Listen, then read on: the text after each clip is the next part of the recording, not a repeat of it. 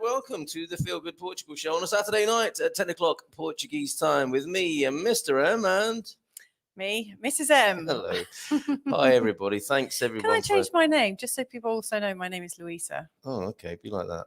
So this first little bit of conflict this evening, is it? Not the last. Okay. Good evening, Mold, who's here from Kuwait tonight. I love your comments, Mold. How are you doing? How's your process going for coming here to Portugal? We do need our sound executive producers. Deagle might be able to help with that. Is everything sounding and looking okay, Deagle? It's always more complicated when Mrs. M's here on the screen. And we have a guest as well. So, good night, Louisa and Carl. How are your Christmas preparations going? Light up Christmas! Come back to that. It's not been much like that today. It's been a funny old day in Casamance. And Bonoit, we'll talk more about that later. And in fact, we'll have more of an hour of lighting up Christmas. I had hoped to tee up the show this evening, do excuse me, with Terence Austin's podcast. And I'll do that in the second hour.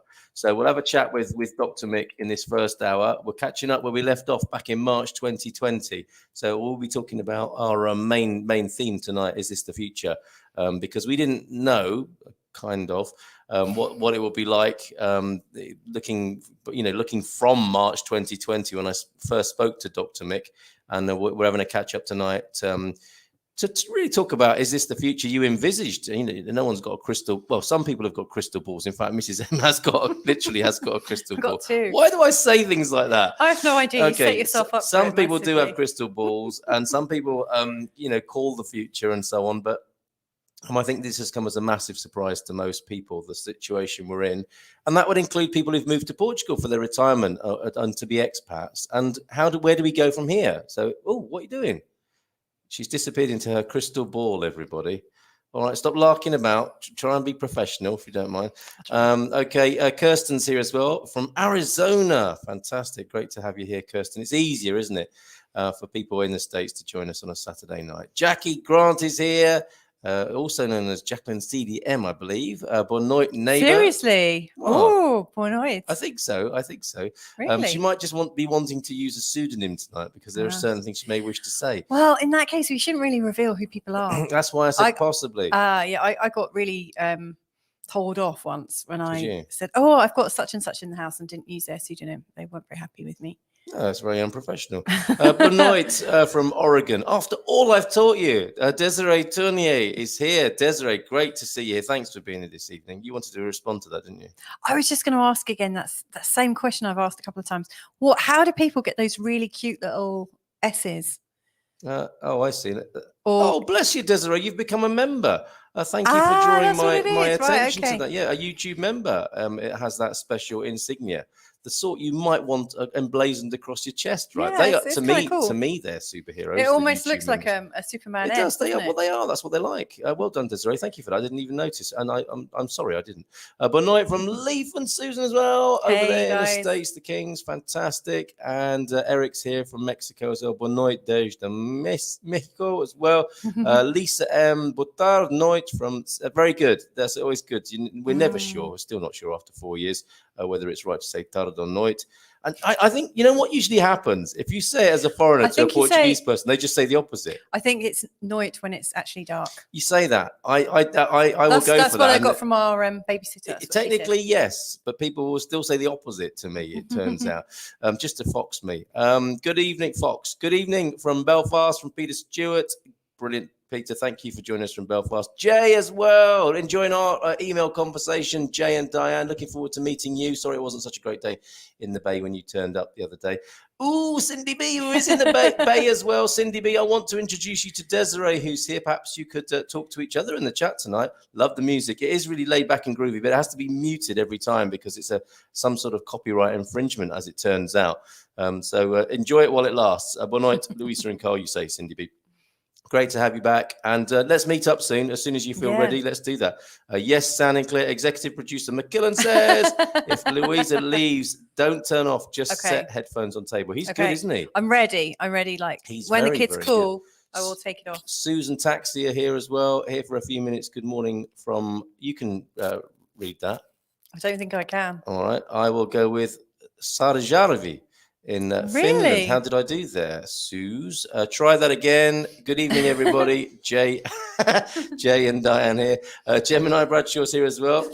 So I watched Love Actually last night. I wonder what he was going to say here. The movie there. I watched Love Actually last night. Part of the film has a Portuguese part. Of course it does, because he takes a Portuguese lover, doesn't he? If that's the right way phrased. That sounds takes a lover. It sounds really very Victorian, isn't it? It does. What's wrong with me? It's been a long time since I've done anything like that. You'll be glad to know. I watched Love Actually last night. Part of the film has a Portuguese part. That's I think it's Colin Firth's Portuguese lover. And can you imagine being Colin Firth, being all shy and Bridget. Sorry, Sandra. And yes, and a lovely Latin lady comes into your life, and you're just like, I was able to close my eyes and understand most of what she said. That's fantastic. We've got to watch that wonderful. Again. Yeah, I would watch a Richard Curtis film just to see that. Very good and very beneficial. Portugal, indeed. And Nuno is here as well. Nuno from Winsurance. Good evening, everyone. How are you? And click the thumb if you. He's very good, isn't he? You're amazing. He is our producer. You were looking for an executive producer, weren't you? There he is. He stepped in. Bon night from Pittsburgh, from Suzanne as well. Suzanne's here. Good evening to you, Suzanne. Lovely to have you. Bon night from Mark as well in Norfolk in the UK. Wow. Warren Charm.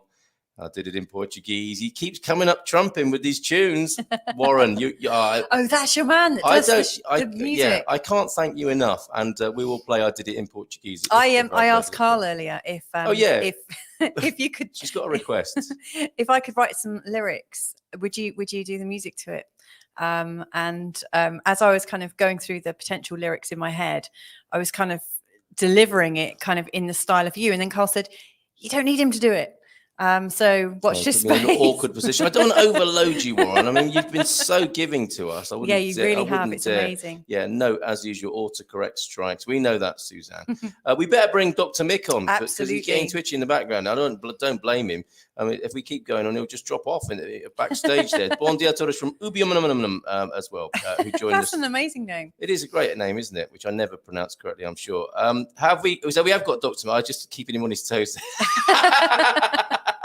Let's bring him onto the screen now. Our friend, Dr. Mick Stephenson. Mick, how are you? Hey, Mick. Good evening. Good evening. Great to have you with us. And it was, of course, March 2020 when we last spoke properly on the show. And you're one of the very first visitors onto the show to talk about the situation. Can you explain to our lovely listeners here your professional background, which will give a little bit of context as to why we invited you on early in the pandemic venture last year? Yeah, I mean, to be fair, Carl, it's so much has changed as well, just in terms of, I think it was April 2020, wasn't it, when we first talked? March, yeah. And it's December something or other 21 now. So yes. Where did that go? So my background is mental health, obviously. I've been in and around issues to do with mental health for many years now, really. I went from mental health nursing into psychotherapy. I'm still a registered nurse, but I went into psychotherapy. I actually signed up for the course. How fortuitous is this, given some of the things we've talked about? I actually signed up for the course on September the 11th, 2001. Really? Wow. Yeah, so I remember driving to sign up for my master's degree course and in CBT, cognitive behavioural therapy, and as I was driving to the university, it was I remember listening to there was the reports of the first attack on the Twin Towers and then the subsequent attack. So I got involved with cognitive behavioral psychotherapy, often just called CBP or CBT, around 2001, and I kind of drifted into trauma therapy around about 2004, 2005. And what I mean by that, really, there's lots of different kind of angles to trauma therapy. A lot of people associate trauma therapy with childhood traumas or those type of issues, and I've never that's never been my my thing, really. Although I've got a huge amount of respect for the therapists who work in that area, I've not really ever been involved with that area. I've really been involved with single trauma. So things around, say, for example, lots to do with car crashes, motorcycle accidents, industrial accidents. So I've got involved with the kind of the psychological healing, if I put it that way, for people, for patients that have been in some sort of, usually a single trauma. That's not to say that they don't come with, being humans. There could be other incidences in their life that they bring to the mix, funny enough. So it's sometimes you tread a path between dealing with, say, somebody who's been in say some quite horrific car crash, for example, who subsequent to starting therapy with you will maybe tell you that they witnessed somebody die 10 years earlier. Does that make sense? So you have to kind of, you've got to kind of negotiate the two, although for the people I tend to work for as case management companies who really want you to deal with the issue, the presenting issue, the presenting trauma. So that's what I've really done. Pretty much, I've done bits and bobs of other things, but really since 2004, that's been my main focus. So working fairly independently, and some other, like I say, some other bits and bobs I've done as well. I did my doctorate, finished my doctorate in 2018, so I did that kind of over 7 or 8 years. I've got a quick favour to ask you. Your headset, I think, is rubbing on your zip or your top. So if that could be sorted out, that'd be awesome. It would be incredibly clever as well. If you just hold it out away from your jumper, that'll be absolutely fine. I'll stick something on it, or I'll find a solution. Just tell me if it carries on. I'm using a tin of sour grass at the moment to hold it at bay. There you go. Excellent product placement there, Mick. Nice one. Expect a crate from the company this Christmas to go with your celebrations. Can I check? When you're on the call with Carl back in March 2020, were you living in England? Is that still the case, or are you in Portugal? Because I noticed it looks like you've got a heater on the top of your wall. Is that so? I'm thinking you're in Portugal. Is this CSI Feelgood Portugal? She's good, isn't she? And you've got one more thing. Not too many air conditions where you're back in the UK. No. So what happened was we bought. Me and my wife were talking about this the other day actually, and again it's something about time, isn't it? You're like, when did we actually get the house over here? Was it 2018, 2017, 2019? And it's crazy that you have to. We're not talking about days or months here. It's what year was it? So I think it was April 2018 we got the house over. I think that's right. And then we were actually here when you spoke with Carl then? No, because we were using it as a kind of a holiday. It was here with the intention of using it or coming over at some point more permanently. And then I was talking to Carl earlier, we kind of took the plunge last September. So that would have been, 15 months ago, something like that, 14, 15 months ago. So yeah, we've been permanently here just outside of, and somebody's going to tell me about this pronunciation, Alviasra. It's actually you're not far away from us then, really. Yeah, Alviagra, I think is the correct pronunciation. So yeah, I mean, just joking. But I mean, we've been kind of coming to Portugal for, like, I think most people really. When you don't suddenly think, well, pin the place on the map and move there. I mean, had become very familiar with Portugal, and I think it was just a natural progression really. And it's like most people, we started with the Algarve and kind of worked our way north. Yeah, good move.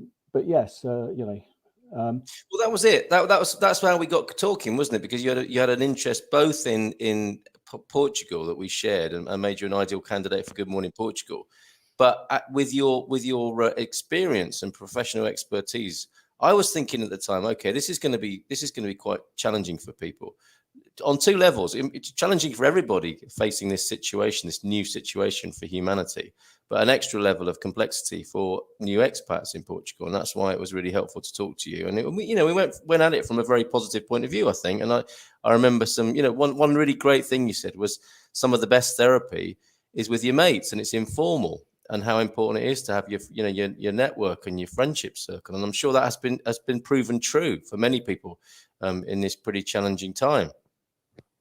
Absolutely, absolutely, Carl. I think therapy, psychotherapy of whatever discipline, whatever the arrangement might be, I think is something you move to when you really need to. And I think, yeah, absolutely, being with your friends. I was saying to you earlier, one of the things we've invested in over here, and when I mean invested, I don't mean financially. I mean emotional investment was buying a dog. We got hold of. We went about a month ago to a local rescue centre, and we picked up an old girl. She's 6 years old, but but it's been brilliant. It's been brilliant. We brought a cat over from England, so that's an interesting experience. Them two getting on together, but. They're still sorting out the pecking order. It's cat. Cat's going to win. It's the cat. It's the cat. I mean, she's a big. The dog's she's a big old dog, but the cat won't back down. But just literally having animals, having that extra dimension helps. And I think it helps. And like I say, your friends. There's lots of therapy which is informal, which is primarily the place I think you need to go before you go. I'm not gonna say no one ever needs formal psychotherapy or clinical therapy. Clearly, I'd be talking myself out of work, but I think there's a lot of places you can go before you get to the point of talking to a therapist. Yeah. Dr. Mick, I've got a question for you because is that your cat or your dog in the background? I have. It's probably the dog. I don't know. I can't. That's not the question I was going to ask you. But it's interesting you're saying like the first place to really go to is to be with your friends. Obviously, that's something that expats may struggle with. I mean, I think we're all quite a friendly bunch, but you don't necessarily have the same longevity, do you, as you would have with your pals back home. But you do have a sort of like binding experience being expats all together. So I think, the community that Carl has created with Expats Portugal is a way of helping people feel quite bonded. But what strikes me the most about this last couple of years is that friends and family have been warring, haven't they? They've been kind of pitted against each other quite purposefully, I think. I'm not going to get too controversial, hopefully, but quite purposefully from the media. Too late. And governments, saying, when you can see people, when you can't see them, that you've got to be frightened of killing grandma, and all these very, very strong images. And then, there's vaccinated people don't want to be with unvaccinated people and vice versa, all sorts of different things. So presumably in your line of work, you'll be called upon a little bit more during these times. That wasn't really a question, more a statement, actually. There was a lot in there. It wasn't. I wouldn't get on very well in court there, would I? I'd be like thrown out. But let's just say one thing. What I would say. Well, let's just say for a start, let's think about the friends thing, and again the people being divided by space and time and whatever. Yeah. One of the things, and I know this isn't quite the answer to your question, but I think it's just worth popping in there anyway. Is one of the things that one of the things we did say is that building up the friendships over here, which is no doubt been hampered by, particularly we came straight here as a lockdown was occurring essentially. So all the places that we kind of planned to visit and all the connections we planned to make really was pretty much cramped for quite a long time. It's got a bit easier recently, but but one of the things we did say very deliberately is, yes, we'd like to build up friendships over here, but not at the expense of the friendships we got back in the UK. Do you know what I mean? It wasn't going to be a competition about one replacing one with the other. And I know this is a bit of a cliche in itself, but I honestly don't think, Louise, there are many ways that I still talk to friends. I mean, whether it's Zoom or, you know, whatever it is. I mean, my best friend is WhatsApp videos, and they're just brilliant in that sense. But you can, but you know, I still keep those conversations going with the people. It's a strange thing with the friends we've kept back in the UK. This just doesn't seem to be. So the people that wouldn't have kept contact if we'd moved, because we're from Leicester. So I think the people that wouldn't have kept in contact if we'd moved from Leicester to Manchester would have made no difference if it was moving over here. Does that make sense? I think it's that kind of thing. But the ones that the ones you kind of find out who your connections are back in the UK, and that definitely happens. Yeah. You kind of work out, okay, so the ones that we've maintained firm friends over here, and we'd like to think we've made some kind of nice friends over here, but not one at the expense of the other, really. But not quite the answer to your question. But I'm just saying to you, you can, you know, use the technology. Is it the same as having that face-to-face, you know, skin to skin contact almost? I don't think it is, but it's still, I mean, we couldn't have done this without technology, could we? And so it's there, and I think we need to use it to keep those connections going. Okay, so and I'd love to explore what else, and you know, personal tactics as well, because I mean, you attended a funeral. Oh, we attended a funeral, didn't we, via the Zoom terrible call? Yeah, awful. You know, so you know, I guess we're using the tools we have to, don't we? Yeah, sorry. I'm not. Well, it's certainly better, a whole lot better than nothing, no question about that. And it's, you know, we have changed, haven't we, as human beings in this last 18 months, 2 years, with how we've adapted to this. It's been incredible. But what I'm especially interested in tonight as well, you know, above and beyond that, is we have gone from tentatively considering and predicting what the future might be like to actually living the new future. And, you know, all these ideas of a new normal and what people might have been expecting. That's what I'd like to draw in from our audience tonight is, you know, I'm sure people's models or visions of their retirement weren't quite like it is at the moment. And that's, you know, I'm talking from a very personal point of view as well. I came to Portugal for a much greater sense of freedom, ironically, which I think is true. Yeah, I think it's true to say one can feel freer in Portugal than you can in my native country, UK.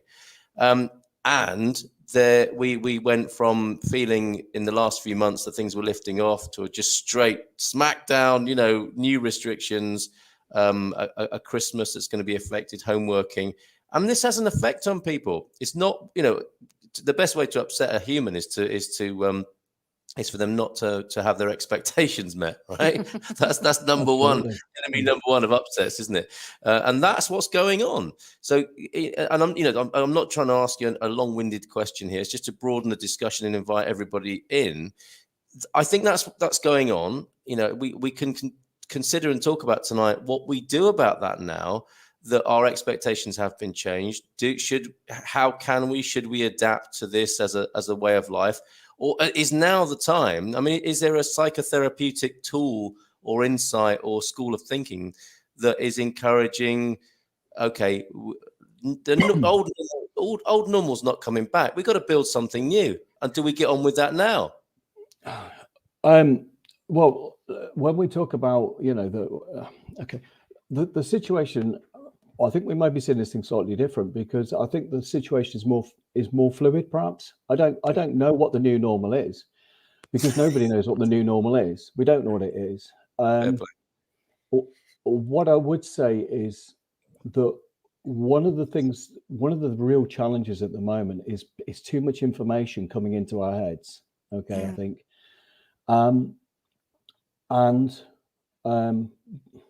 there are so many different narratives around at the moment, quite frankly, isn't there? Saying, well, you know, this is what's going on, or no, that's going on, and we're living in such highly charged times. No two ways about it. But I do think, and from a psychotherapeutic point of view, I think if you want to keep your anxiety levels manageable, and I really do mean that, because I think, and yes, I am seeing, to answer your earlier question, yeah, I'm certainly seeing just more background noise in terms of anxiety now than I've ever seen before. And more specifically, where I say really my daytime job is trauma, but things that you're going to come across anyway, such as we're getting people who are more obsessive compulsive type conditions, which, yeah, absolutely. Well, I am. I can't speak for the whole industry. Do you think that's because people are trying to find control in their life? Absolutely, that's a really interesting point. That's a really interesting perspective, actually. That, yeah, like you say, that if it's, I mean, partly it'd be driven by the whole virus issue. Clearly, that this, wash and wash again. But like you say, Louise, I mean, that's a really interesting perspective. Just the fact that they, if I can't do this, at least I've got to control my home environment, and of course, keeping my family safe. This is one of the narratives that's out there. But what I would say to you is that there is so much information coming at the moment that probably the best thing you can do is, to a degree, maybe limit some of that. So I know people that are constantly checking the figures. The virus. How many people have been have got whatever variant we're on. I don't even know what variant we're on at the moment, but but people are constantly checking the daily data. No, it's getting rather complicated. A word a week, aren't they? If I could clarify that, the current variant is the one that has very mild symptoms and isn't very dangerous, as it turns out, despite shutting most of the world down. Just to clarify that. Okay, but the point is, I think, Carl, as well, that the people I think you need to, obviously, take the virus seriously. We're going to take viruses seriously, number one. Number two, we have to take note of governmental information wherever you are, whether it's in Portugal, UK, wherever you are, the States, or wherever. You've got to, if you're being told, you've got to have a certain awareness of what's going on. Or I'm going to walk into a shop not wearing a mask, for example, and I'm going to get fined or something. So I need to have information. What I'm saying to you is that at the moment we're in a situation of information overload. Yes. And from all sides. So if we say, I know this is an extremely kind of simple interpretation of what's going on, but let's say the mainstream medium, the MSN, the mainstream media, let's say they're kind of erring more towards the left, and let's say some of the social media sites are more erring to the right. Does that make sense? So we've got a lot of information. I think to keep your anxieties low, I think whether it's coming in from left out or right, I think you have to be aware of what's going on all sides. I think you've got to listen to some of those narratives, but don't get drowned in those narratives, because this goes back to the thing about what's the new norm? I don't know what the new norm is, but I'm not going to find out what the new norm is from the Sun or the Daily Star. Trust me, I won't get it. Yes, for our American, no disrespect to them too. Well, we know the point you're making, and for our American listeners and viewers, I'm sure they can make their own connection with the type of publication you're talking about. The newspapers are in the business of shocking people, aren't they? Let's not forget that. The best news is bad news. If it bleeds, it leads, is the saying on what used to be Fleet Street. So you can expect they're doing their job. They're doing their job. I mean, they do what they. Positivity doesn't sell. Sorry, is this rubbing still, or is it okay, or is it still? Mainly okay. You gave it a bit of a bash then. It's a little bit. There's just, I think, by your left side, a little, your microphone bit on the cable. It's generally okay though. It's okay. Okay. I'll keep it. May we? Oh, sorry. Go on. No, I'm just saying that whether it's the daily this or daily that, or the Telegraph or some. All I'm saying is that no single broadcast or whatever from whoever is going to give you the answer, is it? It's not going to give you an answer. It'll give you a perspective. Yes. I saw a great quote actually today where somebody said, if you read or go with, say, I don't know, a newspaper headline, today we're in a pandemic. If you don't read that newspaper headline, today is Saturday. Yes. Do you know what I mean? So true. Yes, yes. Yes. So I think it's really important to step back from the. I mean, therapy is all about stepping back, getting Yes. perspective. Yeah. We talk about a helicopter perspective, a helicopter view. Stepping back, trying to make sense of the bigger picture, control the emotionality. And the one thing, Carl, you said about the media, kind of they work on the negativities, if you want, but they also work on emotionality. Yes. So it's stepping back, I think, and wherever that information's coming from. And I say, and I'm not putting this down to one side or the other. I mean, we could talk about the more conspiratorial, and I'll say that very loosely, but the conspiratorial angle. We've just got to step back from it all, and I think be aware of these different arguments, because the one of the things we do primarily in life is listen and digest information, and then come out with a definitive response from ourselves, some idea of where we want to go. So we've got to listen to these arguments, but not let it build up to a point where it's almost obsessive. And I'm seeing it become obsessive, and I think that's a real concern. And it's hard to spot that, isn't it? I mean, I've had periods in my life when I've watched channel, what's it called? Breaking news channels, constant news streams, and that was quite old-fashioned 10 or 15 years ago, because not only could you still be watching that if you really wanted to, but you can just keep checking in on your Signal, on your Telegraph, on your WhatsApp, on your Facebook and YouTube, and several different subscriptions on YouTube. And the other thing about us humans is we like to affirm ourselves as well, don't we? So we might be looking for certain types of information, and there's no shortage. Any opinion you've got, you can find the necessary information to back it up, can't you? And then it can become a full-time job. So what are the symptoms of obsession with this thing? Because I think I could easily be obsessed with checking for news without thinking that I'm obsessed by it. Well, can I also ask, is obsessiveness also somehow related to cognitive dissonance?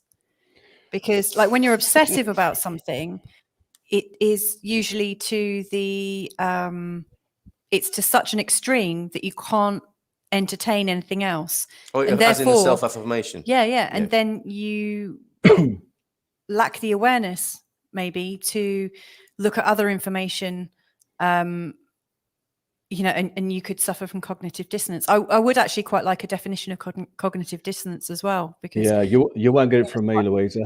Oh, okay. I'm not going to put my head that high up above the parapet. Deagle, could we, executive producer, will stick it in the chat.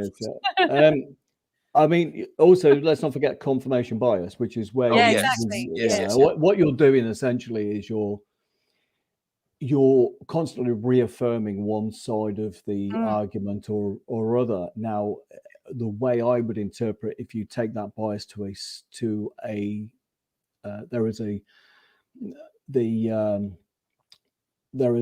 there is a point where that bias will lead to dissonance. That's where I might say where there is a point. So I can talk to people, and I clearly I won't say who these people are, but I can think of people in my immediate environment where you could literally pull out a piece of research which pretty fundamentally disconfirmed. I mean, research is always dodgy. We understand this, but something which would actually say, I don't know. This something really, really contrasts what you've been saying, and that person, or else I can think of a few actually, but where the shutters will come down immediately. There's no entertaining that other perspective, and this is dangerous. This is dangerous on a personal level, and it's dangerous on a societal level. It's not good for us to not entertain, debate is great. This is the point of, this is why we want to do this. Debate is what it's about, and it's and I know people are vaxxed, I know people that are unvaxxed, I know people that are this, some people are that. Great. This is how, have these discussions about your positions, and and whatever, because this is good. Now the dissonance comes when you only really jump into one camp or the other, and then you just look for that reaffirming of your position. So one of the things I would say to you is be careful about the amount of data you've got coming in. Really, I think that's the point. Yeah. Certainly don't filter one side or the other. I think would make sense. So keep an open mind, keep the debates going. And yeah, I can definitely it's like, well, who's invited to the Christmas party this year? You know, which side of the, it's not the way to go. It's not the way to go. Not in my opinion. You know, I'm talking, I think sometimes this is a personal opinion. It's not the way to go on a personal level. I just think, we need these discussions and we need to, keep an open mind. What I would say as well, I think is important, is that I think there's a difference between new information and the rehashing of old information. So I think sometimes let's say you work in a particular industry and because of a particular strain of the virus, for example, that, your industry shut down at the moment. Okay, right. So you need to know that, and you need to understand what the guidelines and what you've got to do. But then what you'll get often is information that sounds new, which isn't necessarily new, which is there's been another meeting with regards to what's happening with your particular industry, and the decision has been delayed on what's going to happen in that industry for another 2 months. Now, that's not information. That's not new information. Does that make sense? You're not actually gleaning anything new. So do you see my point? So what happens often is all you're listening to is a rehashing, if you want, of, and we'll make a decision, or this has been delayed, so I think it's really important to keep up with what's happening, but not all the interval stuff, all this stuff which says there'll be some more stuff along shortly. And then you get more stuff which is actually about, which may be just the rumor mill, essentially saying that something else is going to happen. Well, in actual fact, that's not new information. It's not going to move you on. In fact, particularly if that information is, how shall we say, quite hopeful, that, but in 3 weeks' time, this may happen. Well, what happens if this doesn't happen? It's going to drag you down. And so conversely, there's clearly from the bottom to the top across every spectrum of society, people who are using this to their advantage, which might include people who don't want to put events on. So I can imagine there are people who are thinking, oh, my Christmas is really busy this year. I've got to do this, that, and the other. And then the lockdown, not lockdown, but restrictions go, phew, that's good. I don't have to take responsibility for that anymore. I just say it's all been closed because of this, that, or the other. And of course that's happening, isn't it, among us human beings? That's what we're like. Every situation, Carl, it doesn't matter what it is. There's always winners, and there's always there's always people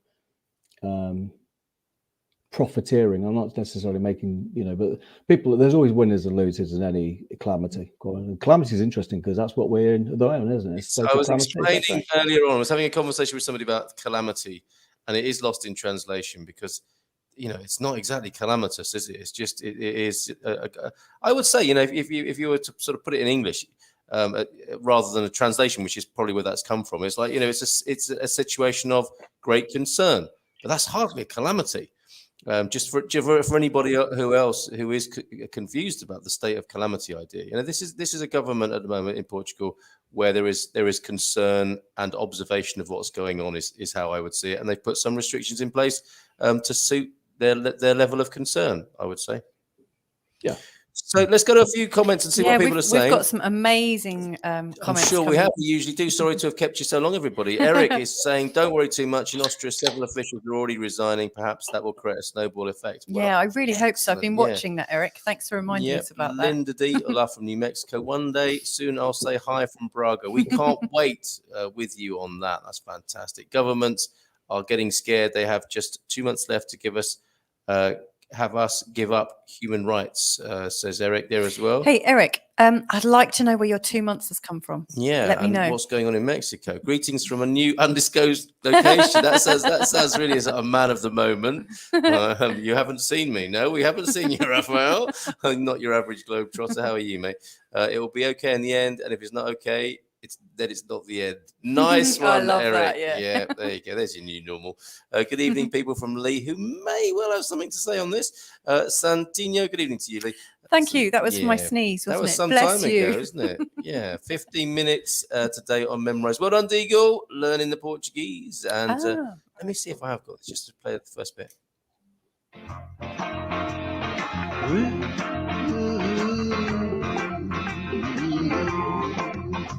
Won't play the whole thing. I did it in the Portuguese. We will come back to that. I did it in Portuguese. Who else can say that today?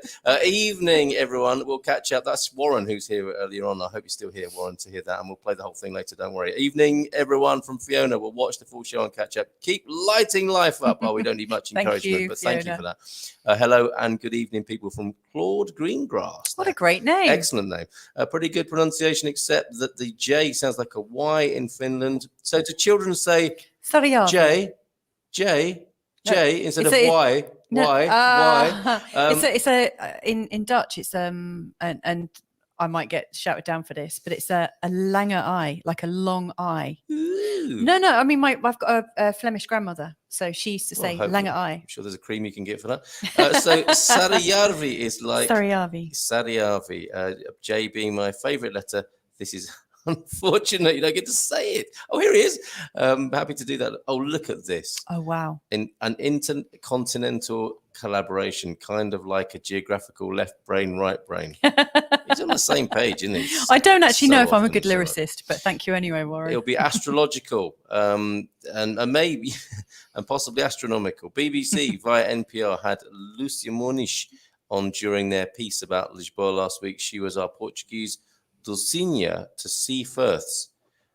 Oh, Colin Firth. Okay, so you had your very own Portuguese Dulcinea, whatever he was in love. Actually, he would have been in. Colin Firth is Colin Firth in everything he ever does, isn't he? Sorry. So, Bridget. So, where is the Alviagra place? So, central Portugal. Alviagra. I'm only kidding. It doesn't wear thin on me, but I'm sure it does for the likes of. I think for people living in Alviagra, they probably don't like you calling it Alviagra. For the upstanding citizens of Alviagra. Carl likes to do silly word plays, and my parents live in a place that has the name Camellia in the name, and he calls it chlamydia. Do you know, I'd only just met them, and Louisa said to them, guess what Carl calls your address? Chlamydia Close. And their faces just would stay deadpan and quite unimpressed. So pay no attention to Carl saying Alviagra. Young lad on MasterChef, Daniel from Portugal. He's stunning and into the semi-final. I hope he wins. That's great. We've got to feature that on the morning show. My grief counsellor passed away last, but he was so good at his job that I don't miss his counselling sessions. Well, that's important. That's really good, isn't it? Love.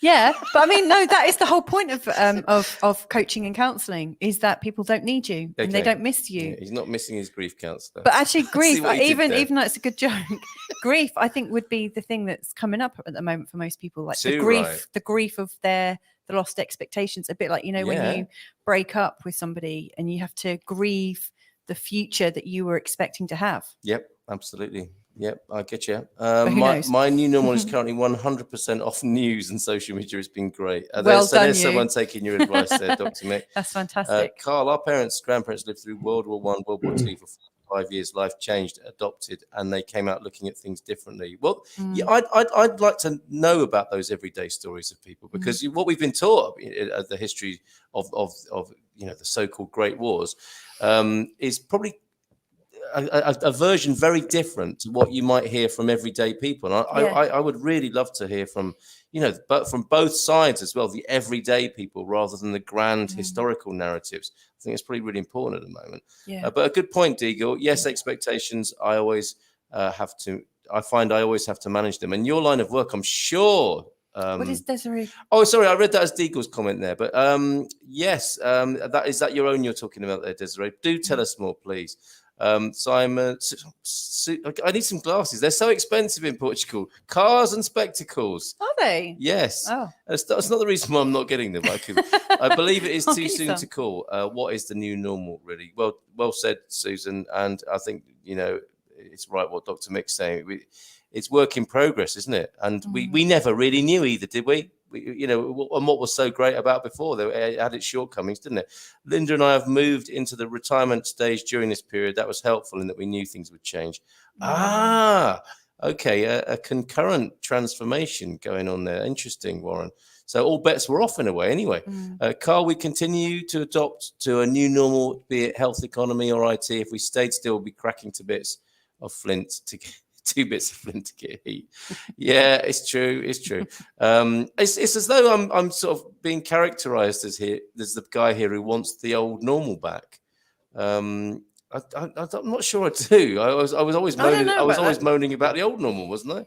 I think. No, I think you're actually very like what's in your present is the new normal, and then it changes as quite fast. I think you're actually quite relaxed to create new routines and things. Yeah, it's true, and that I think. But people won't get that from Dr. Mick. Dr. Mick might have something to say about this. I don't.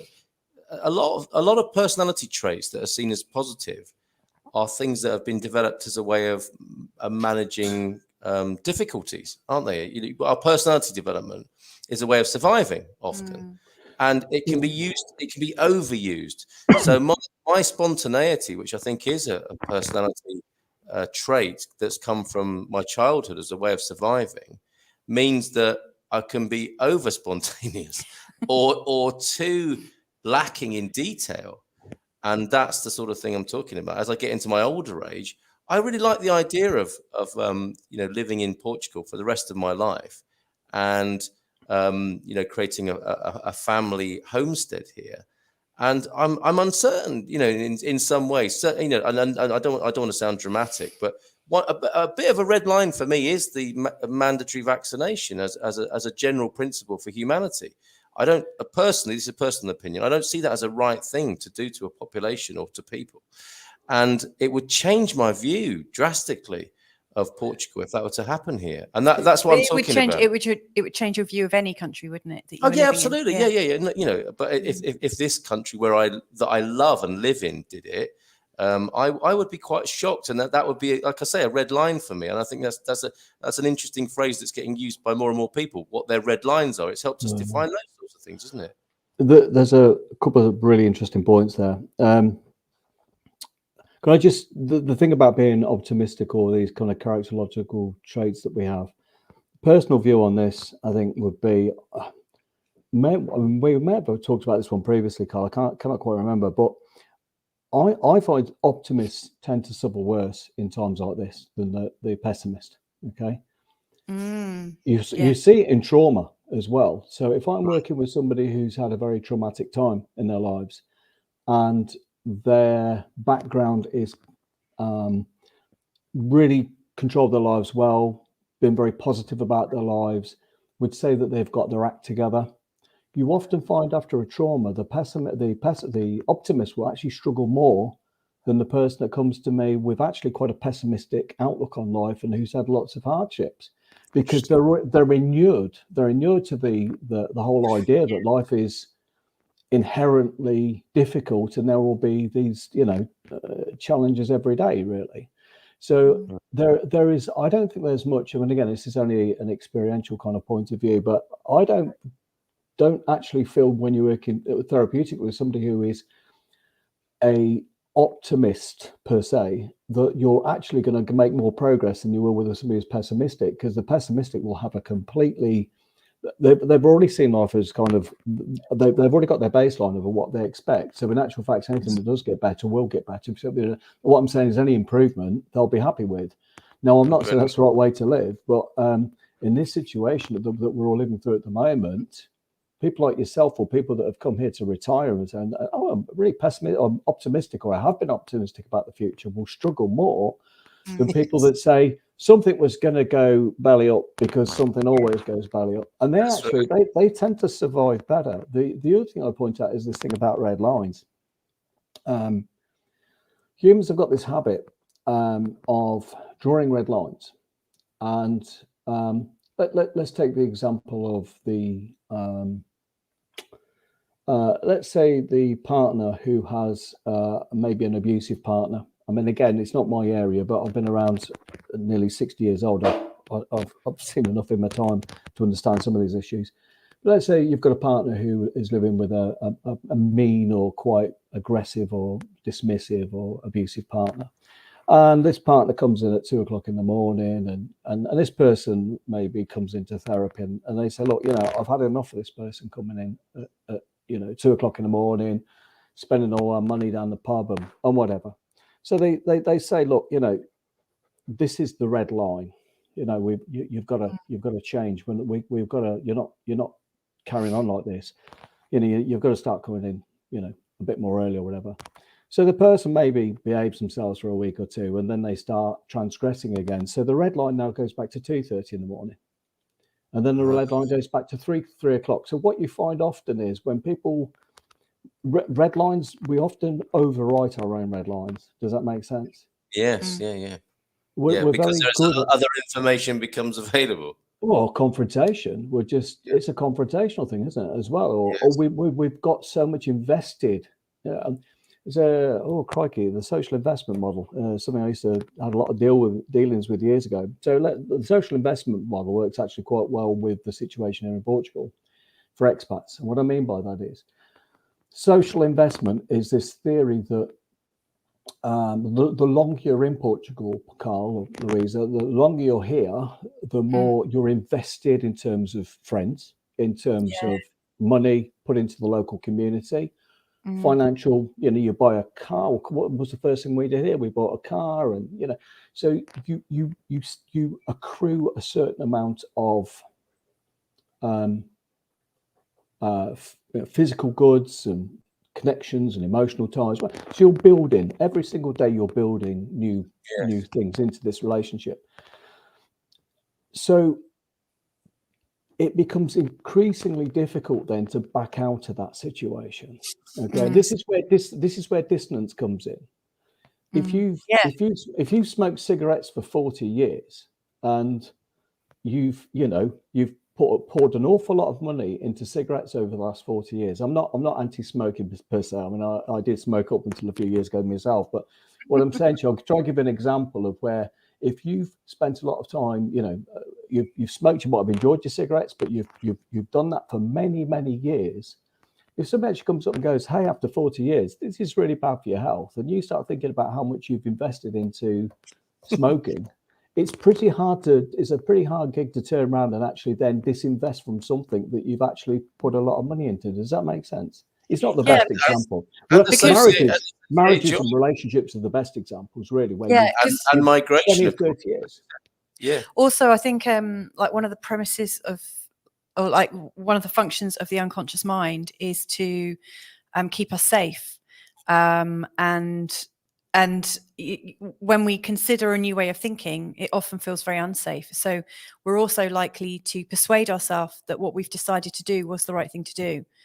So like when we've taken action, we tend to stick to what we've decided to do for that very reason, because if we admit to ourselves we might have been fooled, then at some level we have to consider that we might have been fooled, conned, hoodwinked, that we might have been silly, that we might have been gullible. And a lot of people are, it's not something that people are very happy to do, is to consider that, that they may have made a mistake. And I think that holds a lot of people back. I quite like recognizing where I've made a mistake in my thinking, because I don't really see it as a mistake. I just see it as part of life. But when you're talking about pessimists and optimists, you're having a conversation with two massive optimists here. So good. And you are right.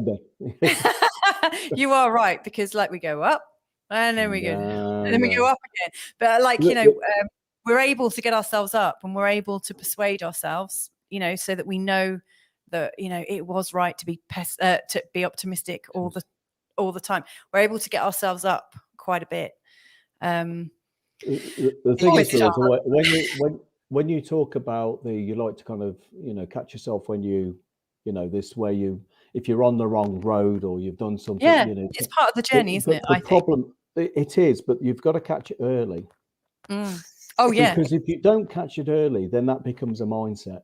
And then what I'm saying to you is, say for example, for every one person that says, well, look, you know, if they bring in you know, this requirement or mandatory requirements, I'm off.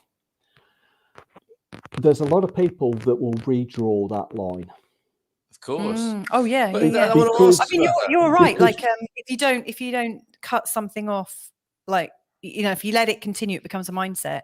I mean, I was in a relationship for 11 years, but there were some red flags really early on. And when I look back, I know to follow my instinct about red flags now. You know, I had red flags going in my head, these like silent little whispers saying, that doesn't feel quite right.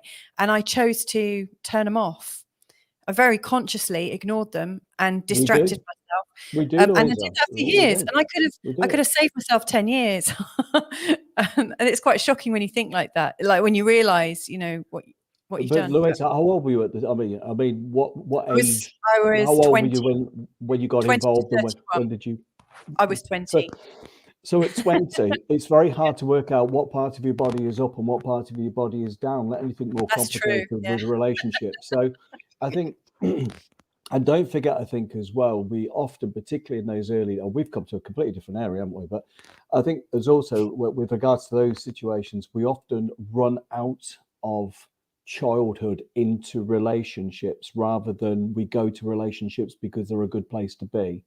We're moving away from.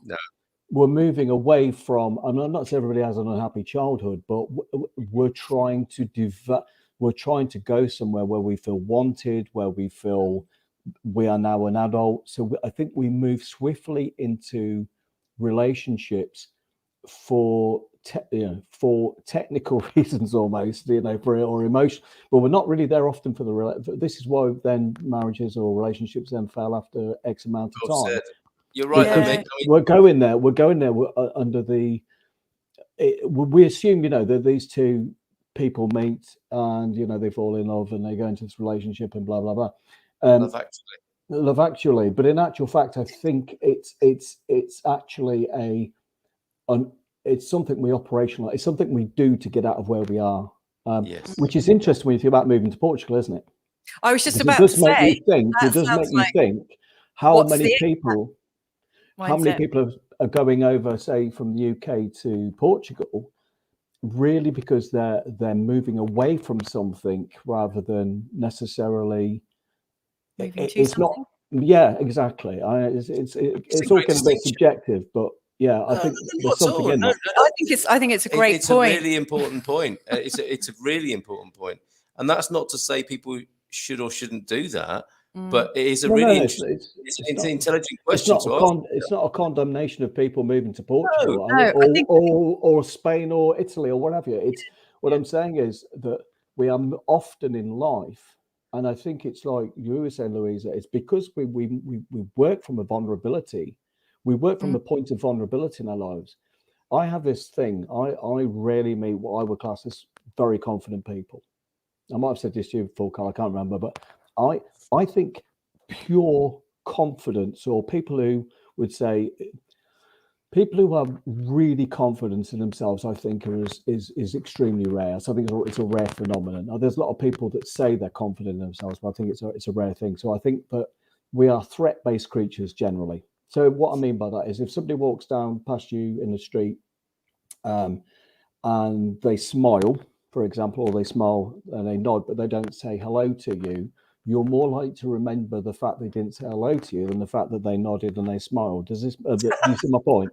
Because, well, the reason being... It happened to me tonight, Nick. And I am the living proof of that. Because I couldn't quite work it out. I saw this guy shutting his gate, and I said, "Hola, boa noite," and I had my dogs with me, and I was thinking, I went through this whole thing in my head, like, he can see I'm okay because I've got dogs with me. I said hello to him. I looked back and I smiled at him, and he didn't say hello to me. What's wrong with that? And Did you think what's wrong with him or what's wrong with me? yeah, I said, what, I was thinking, I was trying to make excuses for him in my own head. I was thinking maybe he's not Portuguese, and that's why when I spoke Portuguese to him, he didn't, and I was excusing him. But that is the theory you've just proposed, isn't it? Well, bless there's a you. reason. I was wondering what I'd done wrong. Right. So there's the answer. I remember I was doing a lecture many years ago, and this actually came up during a lecture, and we had this kind of group, chat about it with the students. And one of the students said one of the most insightful things. It was a really great thing, actually. They said, well, in actual fact, because we're threat-based creatures, there's no threat in somebody smiling. But not saying hello actually represents a threat. So as a human being, you're going to lock onto the negative because we are threat-based creatures. Yeah, I thought he should have said hello, and he didn't. And I was trying to. I wasn't making him wrong. I just thought the situation was off. No, and also I was reading this. But the other thing to also remember in CBT, we talk about mind reading as a cognitive trait, and mind reading is where you sit there, Carl, going, I wonder what he's thinking about or what I'm thinking. And if he's thinking what I'm thinking about what he's thinking, then he's thinking, and we play these horrible moves. We do it a lot. A lot. So, and again, kind of going back to the subject in terms of where are we? What's the future? We're doing this on a big scale at the moment. We're doing this, all this information coming in. We're trying to double guess. We're getting information from all sides. It's getting some control back over what's going on in our minds at the moment. And I say it's so important, I think, to just understand that, I've written this down. Susan King said this is not the new normal. We don't know yet. And that is right. It's not that we don't know yet. We don't know yet. She's a smart lady, Susan. We know this. And Dr. Mick, I mean, you've been very generous with your time. We've had over an hour of it. And I just wondered if you have a parting. I mean, I'm not trying to hurry you. You're welcome to stay longer. And, but if you've got things that are left unsaid or things further guidance or insight you'd like to add, for this misstep, is how I would sort of characterize it. It's like, well, it should be over by now is one of my expectations. And it isn't quite like I imagined my new life in Portugal to be with all this going on. How does one make an adjustment to that? The only thing I would say to you is, and I'm going to give you a different closing statement if you want, Carl, because this is what I would say. Is in these really highly charged times, and like I said, I'm nearly 60 years old. We've lived through a lot, haven't we? But this is the most highly charged times I can remember. I think. I mean, we could possibly say the Cold War, when we all thought we might be annihilated by a nuclear exchange at any given moment, would be up there somewhere. But I think. Sorry. That would have been quick. Yeah. That would have been quick. Yeah. This is endless. What I would say to you, well, because it's endless, what I would say to you, if you've got friends or family or something and they are showing concern and they're starting to, what is happening, don't give bland reassurance. Don't just say to them, it's all right, it'll be fine. It's, the thing to do is let that person explain or express what they feel. And maybe ask them to just kind of guide you through how they got there with their thinking. Does that make sense? Just how did you get there with that? How show me you're working out, and then just give them a little bit of a space, bit of time, and see if we talk about Socratic, just kind of let them kind of head to where they need to go with that conversation. And it might be that, for a lot of people, they don't actually want you to give them an answer anyway. They don't even want to hear all they want to do is go, I'm really wound up about things at the moment. And I was saying to you, Carl, earlier that, we had a guy at the petrol station venting yesterday, where just out of nowhere, this guy was just at the petrol pump, and a conversation struck up for absolutely nowhere, and he just wanted to get it out because he was just the whole the situation where it started off with a discussion about the mask. Or The Mask. It sounds like a Jim Carrey film, doesn't it? But but it's no good me saying to somebody, it's all right, it'll be fine, Bland reassurance actually is a very it's what we call a safety behavior. In other words, it will relieve somebody's anxiety maybe for a nanosecond, and in actual fact, it will make them worse quite often. Yeah, Does that make sense? it's It's fine. So, you know, somebody says it's I fine. always think comments like that really disconfirm what people are saying. You know, in my experience, like when people use those techniques with me, I feel like they're not interested. Or they're just trying to shut me up. Yeah. I think a lot of people just want to be heard or witnessed sometimes. I think it's really powerful as well if you create space for somebody to just let them breathe. And if I dare mention, sorry, Carl, I was going to say, if you dare mention the kind of agenda thing here as well, I think often as well, men will want to fix the problems for their partner, whereas often the partner won't. You know, no, it's funny, Mick. You're bang on. Women just want to be. They just want to be heard. They just want to. But men have got this thing about fixing. They'd love to fix the situation with the pandemic. They'd love to fix it. Yeah. And then when their partner turns around and says, you know, I can't carry on. Blah blah blah. It's very easy to go into that male role of, you know, no, I'll fix it for you. It'll be fine. It'll be fine. But that's not what sometimes your partner wants to hear. It's actually just let me get this out. And again, let that person work through what it is. And then don't give them their conclusions. Don't do the working out for somebody or trying to force that ending into that math, you know, that's that reasoning. Just let that person run with it. Dr. Mick, that's to reflect on that. It feels like you've been listening into some of our conversations. It does. My two best tools have been destroyed in the last year. Don't worry your pretty little head about it. I can't say that anymore.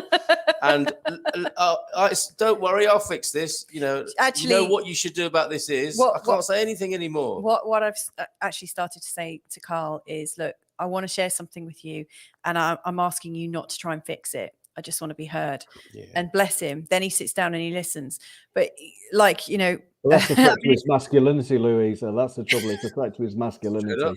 I mean, but bless him, he does it. You know, he listens. But it's taken a while, and I will ask him if he wants to talk. I'll ask him how he wants me to listen. Like, does he want ideas or does he just want to? Really good. And again, that's something you can use in this pandemic situation is actually saying, well, what do you want? But I mean, rather than warring families, we don't need warring families. What we need is people talking to each other. Okay. And you know, there is, get away from absolutes. Life is not about absolutes. Okay. It's a continuum. Oh, well said, Mick. Well said. Okay, so it's working through. Yeah, you've shared some real gems with us tonight. Really appreciate it. Why don't you stick around, because there may well be some responses. Or would you like to say goodbye to us now, Benoit? As long as I can get a beer top up, I'll just sit there and just let you crack on and just Well, it might be good. I have a feeling some people are going to be saying yes, Dr. Mick. I know we'd like to hear that. Thank you. To hear that. And if they say the opposite, we'll shield you from it. Please do. I've got a very thin skin. Yes, me too, believe it or not. So there we go. There was Susan's comment. I believe it's too soon to call. What is the absolutely, absolutely right. Bear in mind, World War II lasted 6+ years. Yes, you know, indeed. It's a long. This is a long road, and it does feel like wartime circumstances. I feel that very strongly. Yeah. And actually, you know, when you were talking about pessimists and optimists, I was saying about ups and downs, you said something else, and I was thinking, yes. And have you noticed that like we're given permissions and then they're taken away, then we're given permissions and taken away, and the reason I say that is I think the way things have been announced have almost been to disempower people, because when we're told we can do things and then have it taken away, it puts us in a state of confusion and makes it very, very difficult for us to plan. And also, we now have this idea that we are granted freedom and granted permissions rather than we have them anyway as human beings. So some really interesting sort of distinctions. Well, it's the same as the newspapers. I mean, we know what the media's job is, and it's to stir things up, isn't it? Well, it is. You know, they're looking for the bad news and the ultimate bad news stories, and this is a great time for the newspapers to be sensationalizing and frightening people. No question.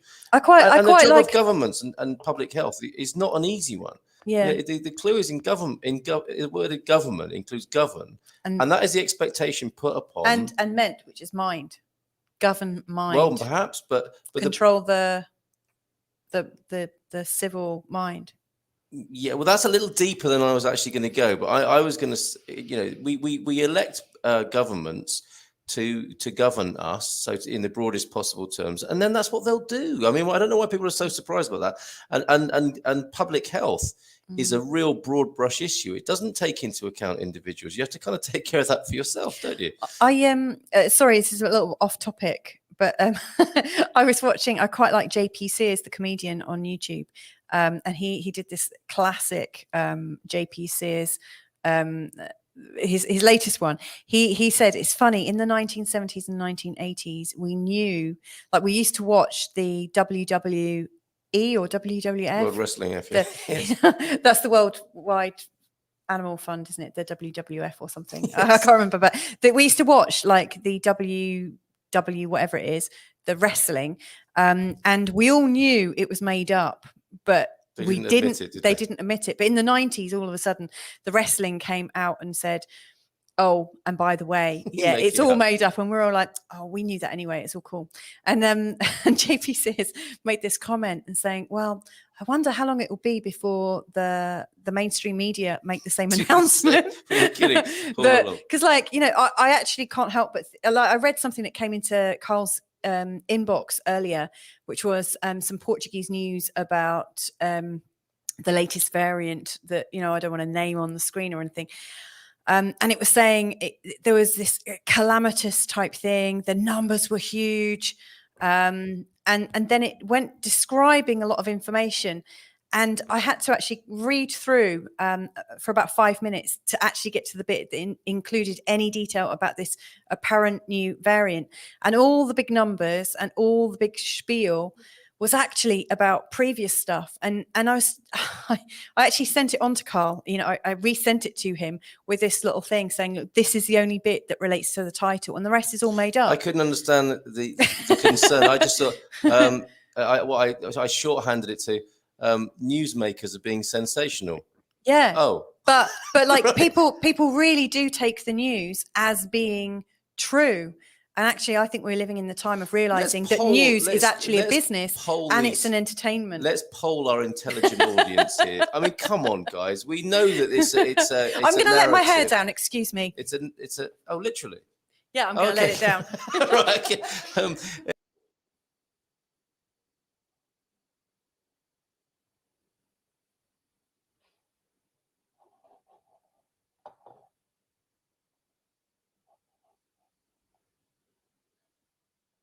I think it goes quiet when I do that. I need to put Mrs. M back on the screen. That you were going to have a transformational changing period at this time, and COVID came along at the same time. But you also add, but wow, we weren't ready for this. You say, how's it going for you? I disagree. I went into a shop. Well, this is going back a bit now in the conversation, but no mask, no one said a word to keep anxiety levels down. Just ignore the mainstream news and ignore the dictates. They are designed to keep you afraid, says DJ. Remember hearing this bit of advice years ago as Northern Ireland moved into a peace process. Go laugh in the places you cried in. That is profound, isn't it? Quite extraordinary. And that will be, I mean, that part of the world, you know, there is a lot to learn, isn't there, from Northern Ireland and the transformational process that I think is continuing, right? Last year, I didn't know anyone who contracted COVID. Now, the only people I know who have had it are people who have been double jabbed. The unjabbed people I know have remained COVID-free. Says DJ there. Ubi ominum. Tweeter I follow gives some good perspective that is helpful for me to keep things in perspective. That's going to follow, I'm sure. Claude Greengrass, good encouraging counsel and exemplary advice. I'm glad you stayed. Yes, absolutely. Oh, he's taking his headphones up just as we told him that bit. We'll remind him of that when he comes back.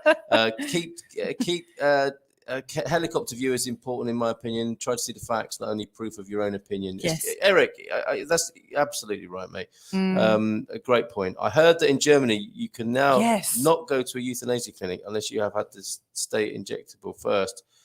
You can't make this up. It's like a Monty Python sketch. Yeah. So if you want to end be your vaccinated life, before you end your you life. have to take something that they're calling a life-saving medical treatment to be able to then end your life. That's probably to keep a certain integrity in the record keeping. Observe, listen, then remember to remain objective. Thank you, Fiona, for that. And I know that's what you endeavour to do. A bit extreme, perhaps, but he's largely addressing what? I have no idea what that means. I don't know what that means. Could you let us know, UB? Yeah, hi. And I was thinking it's looks like one of those names. If you read it out, you've been pranked. So let's have a look. Hi from Madeira, says Wales Safe. Hi there, Dr. Mick. You're putting your headphones back in. You took them out just as somebody said. Sorry, I'm sorry. I was just going for a quick top up, and but it was good, encouraging counsel and exemplary advice, Dr. M. There, how about that? Oh, bless you, Claude. Thank you very much. I was thinking as well. Louisa's having a bit of a JP Sears moment as well with her hair down. As well. Letting my hair down. Yeah, exactly. So you know the man. I have. I've often referred to him. I've said it's like you're my brother. From another mother, and he's never got back to me. Funnily enough, he's a bit like stalker. He would not be around if it wasn't for the explosion in social media. He's one of the great. He's one of the great. He's one of the great champions. He's come from as far as I know, he's come from the roots upwards, as it were. So, which is brilliant. Yeah. Yes, the media does a lot of speculation. This could happen, that could happen, and they do a whole article of that. But it isn't facts, information. That's how it rolls now, isn't it? I mean, where is the journalism in the sense that anyone knew it from? There isn't any. Dickens this time. It usually has a fairly panicked tone as well. Yeah, I mean, that's what it's come down to, right? I mean, actually, what we really need is to listen to our grandparents.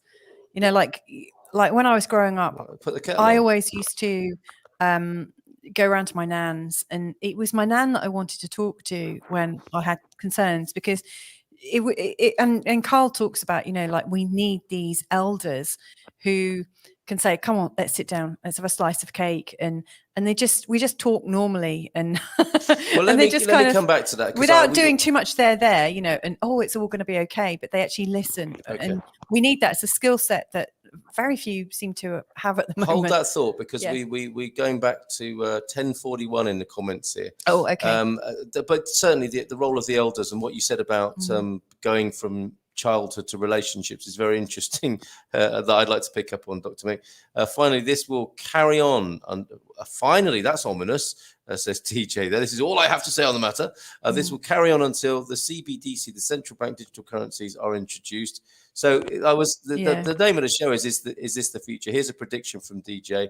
That's why diktats seem so confusing. They're not based on logic. It's about controlling hyperinflation, according to I think that's an interesting point, because can I just read a few? Oh yeah, sorry. If you comment on every comment, it kind of takes a bit. It takes quite a while.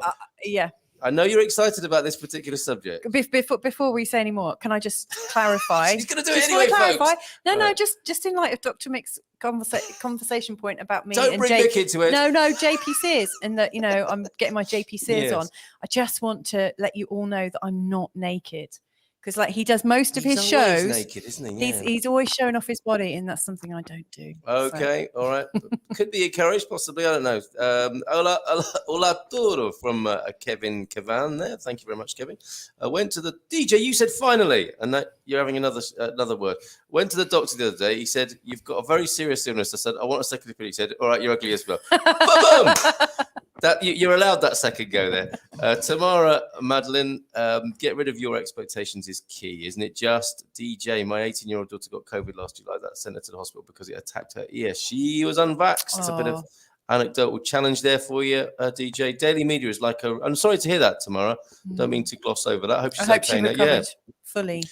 Daily media is like a repeating film reel, nothing new, just repeating same stories to reinforce and condition the responses mindset of the people depending on agenda. Claude Greengrass, with I think that's a fairly accurate depiction, isn't it, of much of the media. Carl, what you said about Colin Firth is great. It says Ubi, my old lady hates all things Kevin Costner, saying that he always, I think he plays with himself in all his movies. No. might do. The bodyguard. Kevin Cavan, I left Portugal November 12th. Too cold for me. Where did you go, Kevin? Since the start of the pandemic. The closest, or the closet epidemiologists, okay, seem to be growing in number on social media. Bearders22 is saying, hello, Bearders. To quote Ian Lavender, Pike in Dad's Army, can I be an expert captive Mandarin? Shut up, Pike. Terence Austin, we're going to play your podcast in a bit. Have you been waiting all this time for that? I'm so sorry, Terence. Are we all doing too much soul searching and not enough doing? It is a possibility, Terence. Thank you for that point of order there. It's my own. If I'm getting upset, it is often that I expected things to be some way. They are not. Thank you, Desiree, for your further explanation here. So I have to back up and think about it and adjust to enjoying the present as it is, as it is, as much as I can. Yeah, well said. I'm not against any vaccines, for your information. I hope I didn't suggest that for one moment. I don't think I'm just against taking away the freedom to choose. Same here, Eric. Yeah. But this is my personal opinion as an ex-military member. Yep, I'm with you on that. Ubi, no, not that anyone hates Colin Firth, but I know she thinks he's fabulous. Although she'll probably chuckle at someone used Costner put down on her darling Colin. Well, yeah, you could say I said that. I love him though. But, I mean, by the way, I think he's a fine actor. I do like what he does, and I think if we were having a movie of who would play us, I think you'd actually quite like Colin Firth to play you, wouldn't you? Well, Nicole Kidman and Colin Firth. I don't know. I'd like a young Nicole Kidman because her face is quite. So sorry. Yes, it's quite constructed these days. It's the Bridget Jones moment, isn't it? Is which, as a man, do you identify more with who's the other Hugh fellow? Grant. Hugh Grant or Colin Firth? For me, it's Colin Firth every time. I'd rather be, Colin, shy, retiring, gets the girl Colin than big knickers Bridget, whatever his name is. What is he? Hugh Grant. Huge Grant. Hugh. How long before we talk about today? This period has been the good old days. That's very true. That's very true. That's very true. Yeah. We do look. Exactly. We get frozen. Frank Zappa once said, the great Frank Zappa once said that if he said, how long was it before we got nostalgic about the 50s and then the 60s, and how long we will get before? And he says that we'll get to the point where we will get so frozen in time that we'll be kind of basically shedding tears for the last footstep we took. And it's so true. It's we do. There is that thing about we'll look back at this era. Oh, in the good old days when we had lockdowns. Yeah, I can see it. Yeah, I mean, there's been some positives in our household, haven't there? I mean, we've all got closer. Yeah. If that was even possible. Susan Taxi, I just watched 18 episodes on History of Canada. Wow, binge watching the History of Canada. Portuguese got there early, but it ended up a fight between the French and the English, typical, eh? A bit like Channel Ferry, really, I suppose, isn't it? Learned a lot, proud to be a Canadian, but want to become Portuguese. We'll do all we can to help you with that, Suze. I frequent, restos, as in restaurants. Are asking for vaccine certificates, and I happily oblige. The reason for high vaccination in Portugal is because it is not mandated. Yeah. Love Portugal, says Tamara there. I tend to be optimistic. Pessimistic. I tend to be pessimistic, says Desiree. Or maybe it's just being realistic. I think pessimists tend to say that, don't they? Yeah. Despite what I said about expectations, mine really aren't that high. Mandates have the opposite effect in voluntary take-up and instead builds up public resistance. I'm sure you're right there. Claude, thank you. I'm running a bit behind. I've just had Khaled coming about his red lines. I totally agree.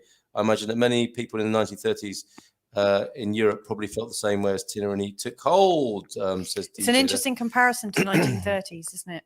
For sure. Good evening, people. Glad to still be catching at least part of this show. Joao F. Good evening. Joao. And holding up the our great community of Portuguese friends here, a part of that. Not just me then, says Suze.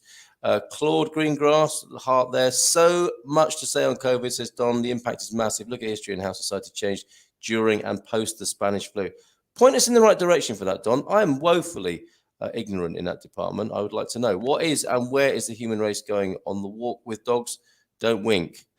It's the advice there. Talk to Vic. Maybe you scared our Smiling, neighbor. but no winking, because that could be threatening. Tomorrow, I hope your daughter has recovered. Yeah, we need to know what happened, don't we? There. Aviva's here as well. Hello, good evening to you, Aviva. Fantastic. As I'm listening to your chat, it occurred to me that it often comes down to courage. I mean, courage to say hello, to smile to strangers, to make the first step in a given situation. Yeah, and getting the right balance. I do realize, and you can help maybe Joel with this. I do smile too much at Portuguese people. I think. I think they think I'm an idiot or I do think over Brits. smiling. I mean, the Brits I've always known. Yeah. We do all quite smile at each other. Well, I do. I mean, I smile everywhere I go, but I don't always get smiles returned. No. And I think it might be culturally a bit constantly offended. All this weird. Without hesitating, without fearing other people's reactions. Yeah, cheers, Joel. We take your coaching on that. Impossible to plan anything now. This is a problem, isn't it? I'm not sure that I will be able to move from the US to Europe, or even if I will want to, says Suzanne. Frightening news every day from both US and different EU countries. Well, I don't know what to say, Suzanne, but, you know, it may feel like I'm not going to fix it for you, but, you know, stay tuned. I mean, what I would say, Suzanne said frightening news every day. And it's like, where is that news coming from? Because, you know, what we've noticed, like, I remember at the start, like in like April, May, June of last year, my family and friends back in the UK thought things were terrible in Portugal.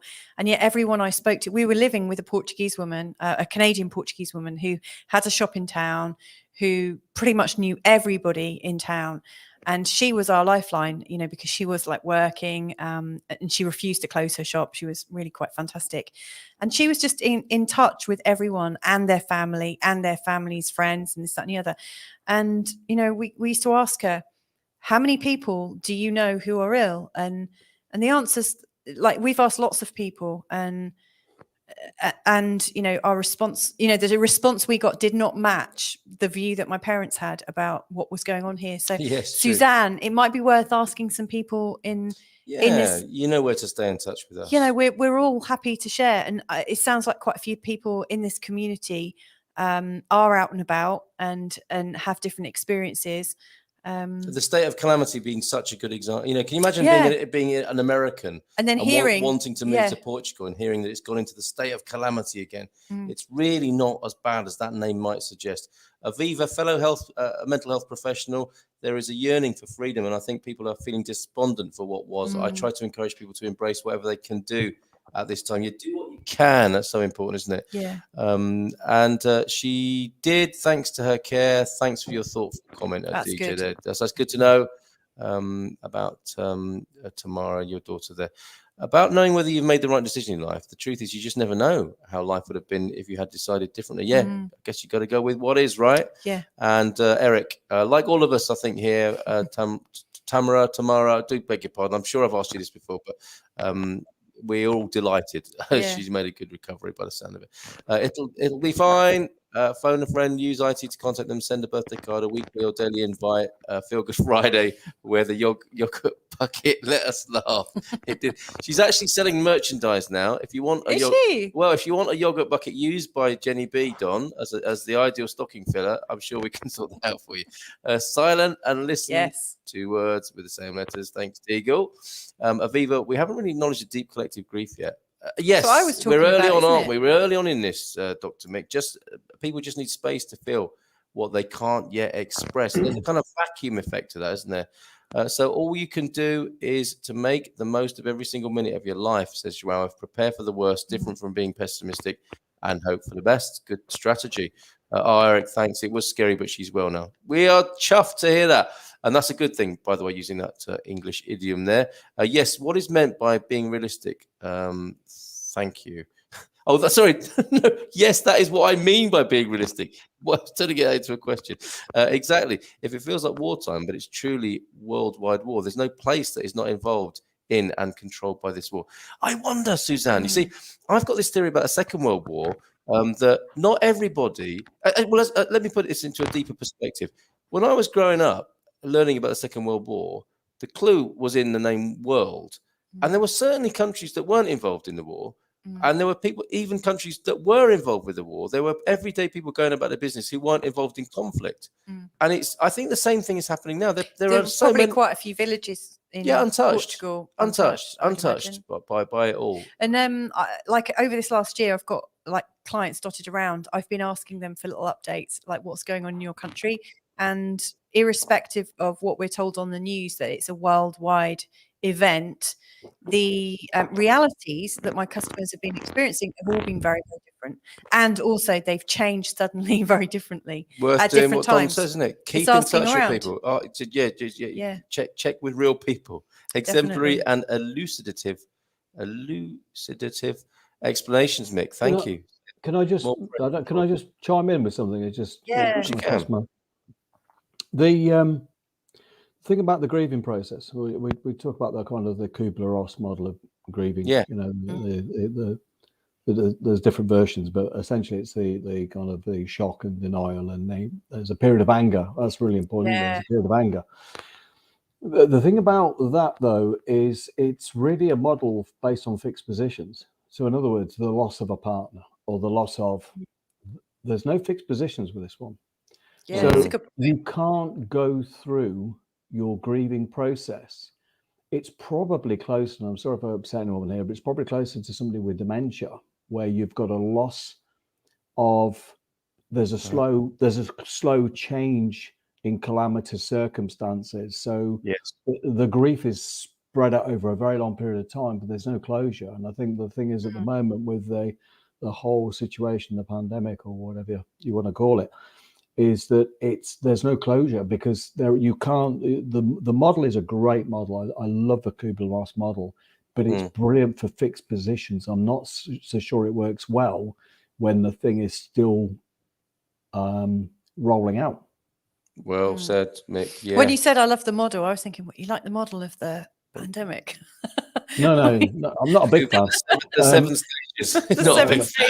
The 7 stages. Kubler-Ross is brilliant. Kubler-Ross is Worldwide, brilliant because you can use it for all kinds. Yeah. You can use it for anything from grief. You can use it for redundancy. You can use it for all kinds of things. But they are fixed positions. They are. It's a scenario, and then what you do is you attack that scenario. But this one's a rolling scenario, so you can't. So where does the shock end, and when does the denial end, and when does the anger end, and when does resolution come? You can't. We can't. Are we on this like sort of like bumpy ride, like as we're? This is what you're doing at the moment. New one happens, and then another one, and people are just going to think I like doing this, aren't they? You've done that a few times.